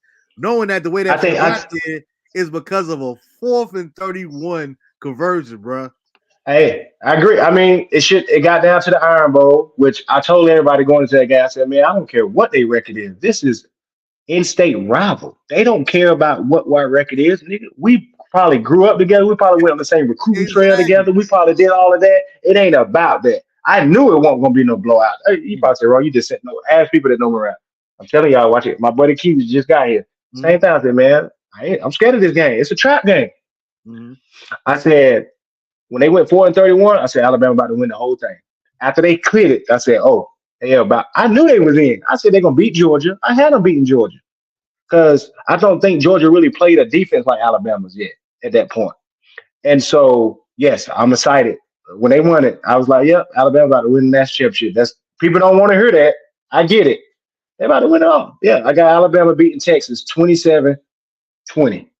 Yeah. I'm with, man. I vowed. I was like, I'm not even watching. But I love Washington. I like Washington. To be honest, I'm not watching none of them. But I don't really care about watching them. I say that now. And it's not because my feelings are hurt. None of that did. But fair, to man's point, I do like the whole outside of football. Even with all, as much as I love the story football, I love his story outside of football. I think the Penix story is a Hollywood storyline that they see as marketable and we can make more money on and all this other kind of stuff. How he cried after he beat Oregon and went to the family and all, you know what I mean? It's Hollywood. We gonna play off the emotions now and take that all away. However, as a business, I would call it a complete travesty because I believe that you're 150% correct. Wrong. I could definitely see where, not saying that it's all fixed, but I definitely could see Texas and Alabama, two teams that we ain't been talking about at all this whole season in the championship game. That's a travesty to me. I don't understand how that even works. They ain't nobody radar, but they make their way to the national championship game. That's money, crazy. Man. That tickets will be out the roof, man. And what? That whole what? Man, they'll make so much money off of that game. And that's all ridiculous. What? That's all. Yeah, and we know that. That's what I'm saying. Like I'm telling you, man. That's why I'm saying I'm not surprised if it's Alabama takes the championship. Now, if it's Michigan and Washington, I got Washington winning it. If it's Michigan and Bama, I'm going with Bama. I just think Bama. I Now, think Nick Saban. Calls defensively. He'll defensive mind for the most part. I think he'll give Penix some trouble. But every time I think somebody gonna give Penix some trouble because I thought Oregon was. He just man. I like him. yeah. I like him. For me, if it did come down to Alabama and I mean Michigan versus Washington, I will watch that championship game. That's for me personally, because it's like a breath of fresh air. You ain't got that norm. My biggest thing is one of my favorite times of the year, period, especially now this time of year, is to me in all the sports. There's nothing like seeing a Nick Saban press conference after he lose. I live for those days. I swear I live for those days. So I would love. Why you hate man? He just Saban, man. He came in and did what he was supposed to do as a coach. What's wrong with that? He's a hater. He's fake with it though, bro. He wasn't crying about this NIL money and all this kind of stuff when Alabama was getting all the players and all that did. Now that Deion came and talked, you see how it was 2 years ago with him and Deion going back and forth. They piecing it up doing the little Aflac commercials and all that there. Oh yeah. Smoke between the two of them. And Deion even said, but think about it. But he just, I feel him though as a coach. I normally get into that. This is how I feel. How I won my championship, I recruited. I wasn't paying people, right? So I get it. Now I got. So he say that's what I said. That's my opinion. So he say so. It is what it is, right? So ain't got no evidence of it, Mark. Ain't nobody got no evidence of it. You don't think if somebody come out with their story, they gonna. It's Alabama, so they're gonna make sure those stories don't. I got Alabama Texas rematch for the national championship. That's what I got. Alabama 2017. So Rod, since you feel that way, Tyrone said it's facts. Roddy said he get the same win or lose. All right, so for the rest of this afternoon, Rod, or all day tomorrow, I'm gonna just bombard you with Nick Saban post games after he lose, and please tell me after watching him that he got the same energy. Ain't no way in hell he got the same energy. Oh no, he be pissed. He don't like to lose. Of course, that's a competitor. He be switched up. Ain't no same win or lose. Because when you're a coach, when a coach like him ain't used to losing, Mar, you got to realize that. So he gonna be pissed. He got to go in there. He'll say, "Yeah, man, I got to do better." So he go in there, cut some niggas out. I don't blame him. I used to feel the same way about New England. Belichick. But it ain't even fun watching him no more because he's so often. You about to get him. He about to cut to the Giants, Mar. Before we get out of here, you about to get Bill Belichick. Why would I tell you? He gonna be in the Giants. Why would I tell you? I won't be mad. I won't be mad at that. Hey, so he ain't gonna turn y'all around. We do get out of here though. All right, so I got a Cowgirls. I ain't to go this way. I got a Cowboys fan on here. And I hate it. I hate it because it's only maybe 4 Cowboy fans that I can't hate on, right? Because they're not like the typical Cowboy fans. And we talked about this before. I realized why, and people like you, hate is a strong word. No, I hate the Cowboys, right? But I finally realized over the course of the last 2 years, right, that it has nothing at all to do with the football team. And it has everything to do with their fans. Cowboy fans are the most annoying fans in any sport, in anything. Rogers happened to be one of the exceptions to the rule. My man, shout out to Mike Barbie. You know what I mean? Ty, you kind of border on that line, yo. You in between. You 1 week, you like a humble Dallas fan more than a traditional fan. But every year, this our year here. They laugh at other teams when they lose. But the minute they lose, we got every reason. Guess what? When we lose, we got reasons why we lost too, bro. Don't nobody want to hear that. And like I tell people all the time, Cowboy fans, I feel like this. Even this year, they doing pretty decent. But the only way you're gonna watch the Cowboys play in the Super Bowl is if you go to your local Sam Goody or wherever, Best Buy, buy a VCR, and pop that tape. That's the only way. Omar, listen. Before we go, that's what you just spoke of is every fan. Y'all just talk about the Cowboys because we the most storied franchise, right? Every fan is the same. I see it all the time. Like I see the Eagles fan. Since the Eagles been having their downhill trouble, I don't hear from them now. But as soon as the Eagles winning, you hear from them all of a sudden. Oh yeah, we back. So that's every fan, Mar. Don't do that. That's Rodney every said, fan, yo, right? here you go, Rod. I'm the That's same way. Rodney said, I'm not going back and forth with fans who follow a team that haven't won a Super Bowl since 1996. yeah, that's fine. That's fine. Like though, I but said, it ain't got I'll go nothing to back do and with the forth. Cowboys. It's I, this. I'll go back and forth with anybody because every fan you just said is every team, every fan has on every team, But right? that's the You know what I'm difference. That's saying? why I don't Next, give you the same hate that I give other Cowboys nobody say fans. nothing to the Eagles. Nobody was saying nothing to the Eagles. They finally won a championship ever, and now the Eagles are supposed to be Because just a that's because story that's the thing franchise. is the difference is though Eagle fans ain't as disrespectful as Cowboy fans, yo. They the worst fans. You ever been to a Philly game? No, I'm talking about in the city now. They Yeah, are they the worst. yeah, Yeah, they they the are. worst. But they don't They carry it they like that as far as assholes. the Yeah, trash man. talking, all Yes, they that kind do. of stuff Yes, they there. do. They do when Yes, they they do, lose, boy. they humbly lose. I think Y'all always I got think no the excuses. I think the problem is too though is We like just got a big Cowboy. fan base. That's what it is. We Yeah, talked I about all the think time. Cowboy fans are everywhere, and That's what it is. it's like it's so obnoxious. It's in your face. It's everywhere That's that you That's get what it tired of is. seeing them, and you get tired of the noise and hype every year for them to fall short every year. And it's like, when you gonna learn to just be quiet, just be humble, and if you win, great. But it's like it's so much in your face that you don't even want to see them again, Mhm. and you get tired of seeing it and hearing about it. Like every year before the season starts, you hear about it like constantly, This and our year. the season ends the It's just, same but way constantly. It's like you that's the don't win. connected because they so marketable. It's talked about so much. That's why it's like it's brand aware, right? You keep riding down the 40 or 95, and you keep seeing a Starbucks billboard day in and day out, day in and day out, all the time. That's all you see. That's all you know. Right. So it's It's like, just spread. It don't yeah. mean that So they you, never watch it. It's just all you yeah, it see. is. Nah, it is. You That's gotta, what it you gotta, is. you gotta, you gotta take the good with the bad because you are marketable. It's Absolutely. like they worth like the most in any Yeah, franchise history, right? absolutely. But Yeah. you got to take the good with the bad. As Yeah. marketable as you are, you got to get that hate. As long as it's same thing when you get Oh yeah, that love I from can deal everybody with it. else. Yeah, You know what I I'm can saying? deal with it. It don't bother me none because what I can say is, yeah, we win. We're not a team that always losing in the Mhm. regular season. We win games. We make our money. Don't get me wrong. We just when we come up short in the playoff, like every other team do. It's only one team that wins the Super Bowl every year, Yeah. not two or three teams.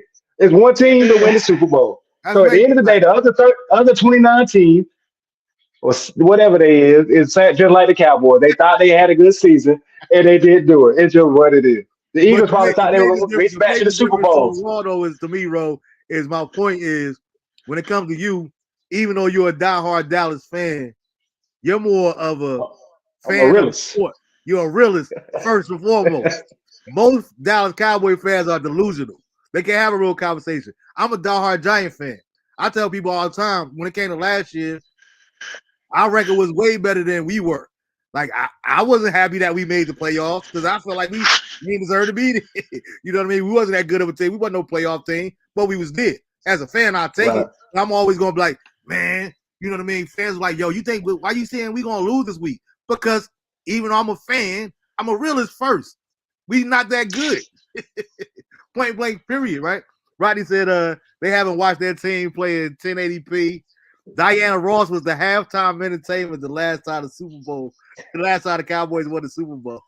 Diana Ross, that's crazy. I do. So my cousin man, so you got Yeah, before I leave you, Ro, you're a Cowboy fan, but do you have y'all winning it all? The playoffs haven't even started yet. Do you think that y'all it's gonna win tough, it all? man. It depends on what. Depend on if we can't start the run. No, we got to They start. We have got to no be able to start the chance, man. run. So Yeah, They have no right chance. now, if you had to pick today, who you I got give us a going? chance. I give us a chance because we're gonna be in the playoffs. Well, I Mhm. can't tell you two we get in the playoffs. See how we look in the playoffs. I'm gonna be real with you. Right now, They got I no give us a chance. chance because we're in the playoffs. If you're in the playoffs, you got a chance. I don't care what team you Yeah. work for. You're in the So, playoffs, you got a okay, chance. Except I for can deal with Dallas. that. So who you got right now picking the day? And Right now, the 49ers is the in this best team in week. the NFC. The 49ers is the best team in the NFC, and the Baltimore Ravens the best team in the AFC. So right now, if you had to pick somebody right now, AFC, you got Baltimore versus 49 in the Super Bowl.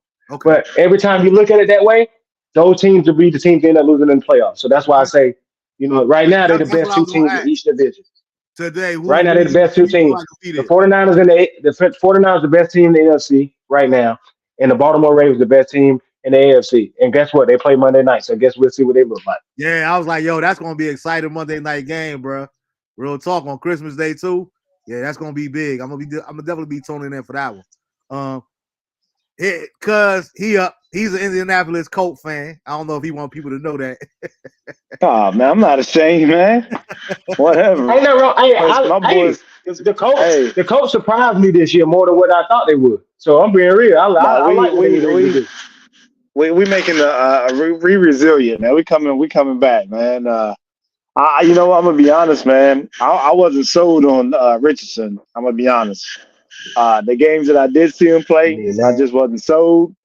And Minshew a turnover machine, but our defense is solid. Our running game has been pretty solid this year too, man. And we just squeak out wins. Right now, we in the playoff hunt. Right now, we in the playoffs too. I think we're the last seed in the playoffs. But we just got to play consistent. We got to who we got tomorrow. I just spoke about that. Oh, Atlanta. We're gonna dust them off tomorrow. That should be an easy one. But I think we're gonna make the playoffs though. I'm not ashamed of that. But I honestly think that the 49ers and Buffalo will go make to the Super Bowl, man. I do like Buffalo. I like the fact that Josh Allen has that experience in the playoffs. And I think Josh Allen is going to get them boys over the hump this year. But I think I'm not sold on so I think experience goes a long ways, man, especially in the playoffs. And I don't think that Lamar Jackson is quite ready yet in order to win those two games in order to get to the Super Bowl. I don't think he's quite ready. So go a little deeper though while you on that, because you saying experience. How you just gonna put and I'm not saying that I'm gonna make my picks too, but you saying Buffalo, Josh Allen got the experience. How you just gonna supersede them over KC? Because I think KC the sleeper team in the AFC. I'm gonna tell y'all that. Man. I think they got a lot of things going for them. You got Mahomes and your boy Kelsey and Andy Reid. I just don't think offensively enough. They have enough when it counts. Mm-hmm. I've seen them come up short too many times. Like them wide receivers they got are suspect. Yeah. And I think it's going to come back to haunt them. And that's why I got Buffalo winning the AFC, because I think collectively they have what it takes. Plus they quarterback, man. I'm a Josh Allen fan. Mm-hmm. And I think collectively they have what it takes in order to get there. So I think it may come down to the Chiefs and Buffalo, but I think Buffalo will get them this year. Okay. Well, if it comes down to the Chiefs and Buffalo, it depends on who got the home field advantage. I think Buffalo gonna get them this year. Even though Buffalo started off struggling this year, I think they turned it on at the right time and at the end of this year. And I think that they'll keep that momentum going into the playoffs, man. So I got at San Francisco. I don't think San Francisco can be stopped, man. Them dudes, they just got too much firepower over there, man. Plus, the defense is playing lights out. I think it starts with McCaffrey. I think McCaffrey got to stay healthy. If he don't, they done. I'm just being real. Mm-hmm. But they got too much firepower, man. For me, it's not even just McCaffrey. It's like OJ always says every week on it is what it is. It's like, as long as San Fran, forget Caffrey, as long as San Fran, period, is healthy, I don't see nobody beating them. They need Debo on the field. They need, you know what I mean, McCaffrey. They need to be, if they've got their full-fledged team, nobody's beating them.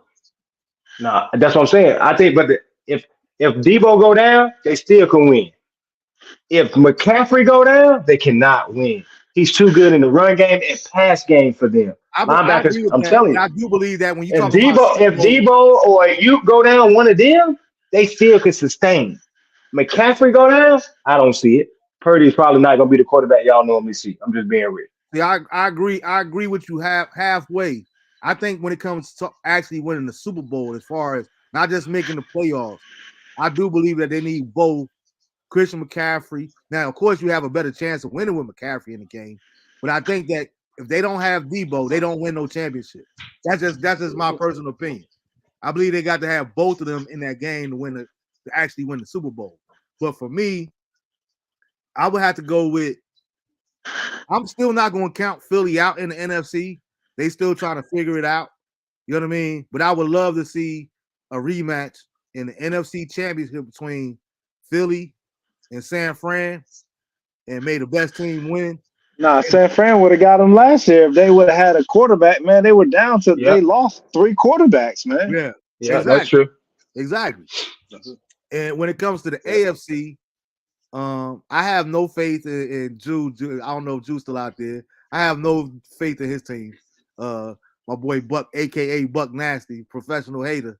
He a Dolphins fan. He just like to hate on everybody else's team when they lose. I have no faith in Miami. Baltimore. I really like Lamar Jackson, but I don't think that I can't see it. I can't see it. Even with Detroit, shout out to Detroit. Detroit got an exceptional record. They doing better than they ever did. But I think when the playoffs come around, I feel like you want some drink? History going to show up. History going to show up, and Detroit Lions going to be the Detroit Lions that they always been when it's all said and done. So, to man's point, it's like with basketball back 2005.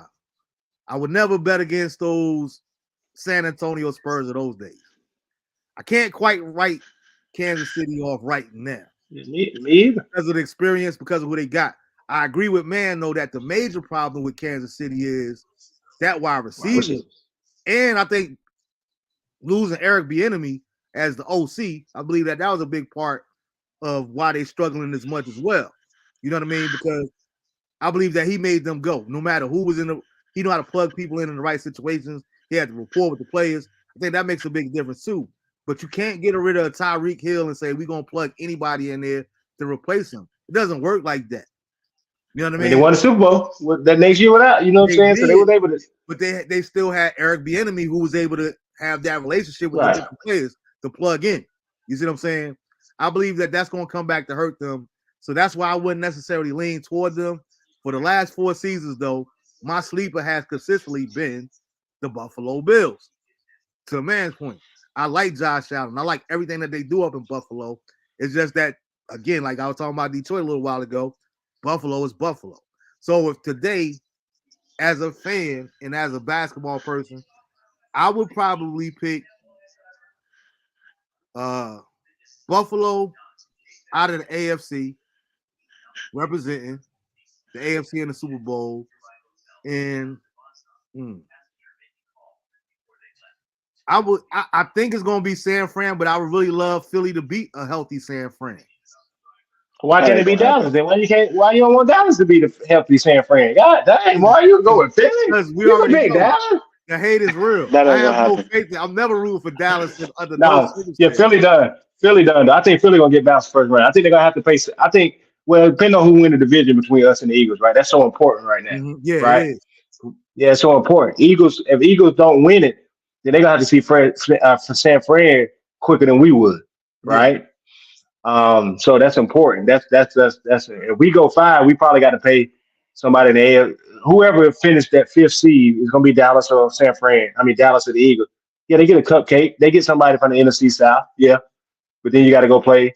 You got to play San Fran. You got to go play San Fran. Yeah, you got to play. Right. So whoever wins the division don't want to see San Fran into the NFC East. I mean the NFC Championship game. If you get there, obviously. So. Yeah. It's gonna be interesting. It's gonna be interesting. I mean, Dallas got to handle business this weekend. Like all the teams Philly got to handle business. Everybody, So. Everybody that's relevant anyway. So I ended with that. I don't know. I just need Mark. Yeah, let's end it with that and beat the Eagles, Mark. I just need you got 2 games to beat them one time, Mark. Hey, Giants. I don't want to beat either game. That's because the Cowboys. Giants. Man, I tell you what. Don't give Saquon no chart. No, I got to get ready to go now. But don't give Saquon no new contract, and send him on to us. We need him. No, absolutely not. I would stop watching. I don't think he want to be back no more. I think he want to go somewhere. I think he want to fresh We should have start. gave him his money. Period. We should have gave him his money. Absolutely. And he got hurt early this season, so they were thinking in his mind too a little bit, right? Yeah. Come on over here. We got an offensive line. You know what I mean? And then you could be a Cowboy fan, Mark. Not pay that man, but pay Daniel Jones, who should not be in the NFL at Daniel Jones. Daniel Jones. Daniel Jones smiling right now. Daniel Jones said, "Boy, I got a payday." Jalen said, "Thank you, thank you, Cutler. Thank you, Cutler, for talking to them about me." I'm gonna end it diplomatically. I don't know who's going to win the NFC, but I do have the Bills in the Super Bowl, and whoever, whether it's San Fran or Philly. You can say it with your tongue. It can roll off your tongue. Nah, I got the. So NFC you think Philly? Do you think Philly is better than Dallas right now? Just keep it real, Mark. Is Philly a better team than Dallas? I do. Why do you think that? Like, keep it real. We just spanked them, Mark. Depending on where y'all play, y'all showed that y'all can't win on the road. We should have beat them at home, but they won. We should have beat them at home. They won. We should have beat them. Should have. Yeah, but they won. But we blow them out at home. So if they got to come play us, we ain't gonna blow them out. They got to come to us. So that's why I want to see them win in Dallas, because then what's gonna be not you. You just a hater now, Mark. I'm just keeping it real. They're not a better. When Philly 49ers a better team than us, I agree. 49ers a better team. Philly's not a better team than us right now. Just keeping it real. Okay. They're not. Jalen ain't the same player. He's too hurt. He beat up. He got to run. It's just not. And defensively, they're not the same team no more.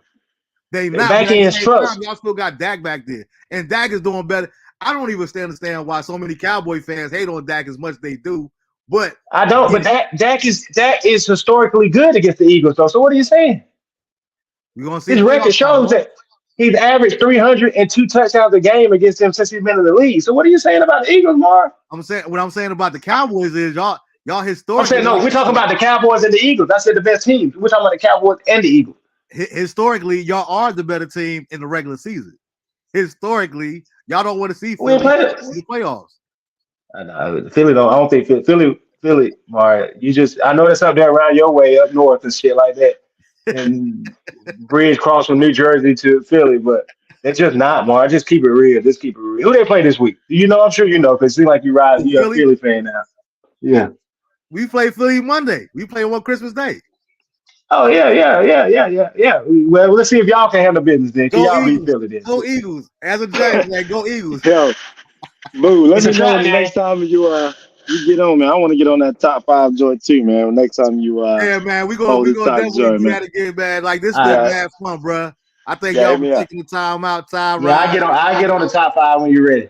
Yeah, so we gonna revisit that one, and we gonna work it out. We gonna do this here. We gonna probably do more shows, especially now that college football is over and the NBA, NFL about to come to an end. We're gonna probably do some more sports shows on the weekend, Saturday. Just let you know, Mark. On the time, and then we'll go from there. You're talking about the ACC right now. Duke is 17-10. Duke against Troy. So ACC ain't that. They're letting Troy stick around. I don't even know where Troy is at. My point. To Philadelphia, you said ACC. Yeah. No, I think it's down south. I think it's Louisiana somewhere down there. Okay. Like it's different when you ain't played no football in a whole month either. Like we can't act like that ain't a factor. But Troy haven't either. That's my point. It might be a different game if they were still momentum, bro. Right. Momentum. Yeah, right. I got you. All right. Thank y'all for tuning in. I appreciate you. Y'all enjoy the rest of y'all weekend. I hope everybody have a blessed and Merry Christmas, man. Celebrate with the families. And I'll see you guys on Tuesday night for the last show of the 2023 season. It's been a pleasure. Y'all enjoy the rest of y'all Saturday and holiday weekend. And as usual, signing off. DeAndre and Life should know that Daddy loves you intentionally, but I also love you unconditionally. It's Tuesday night. Peace. Later, dude.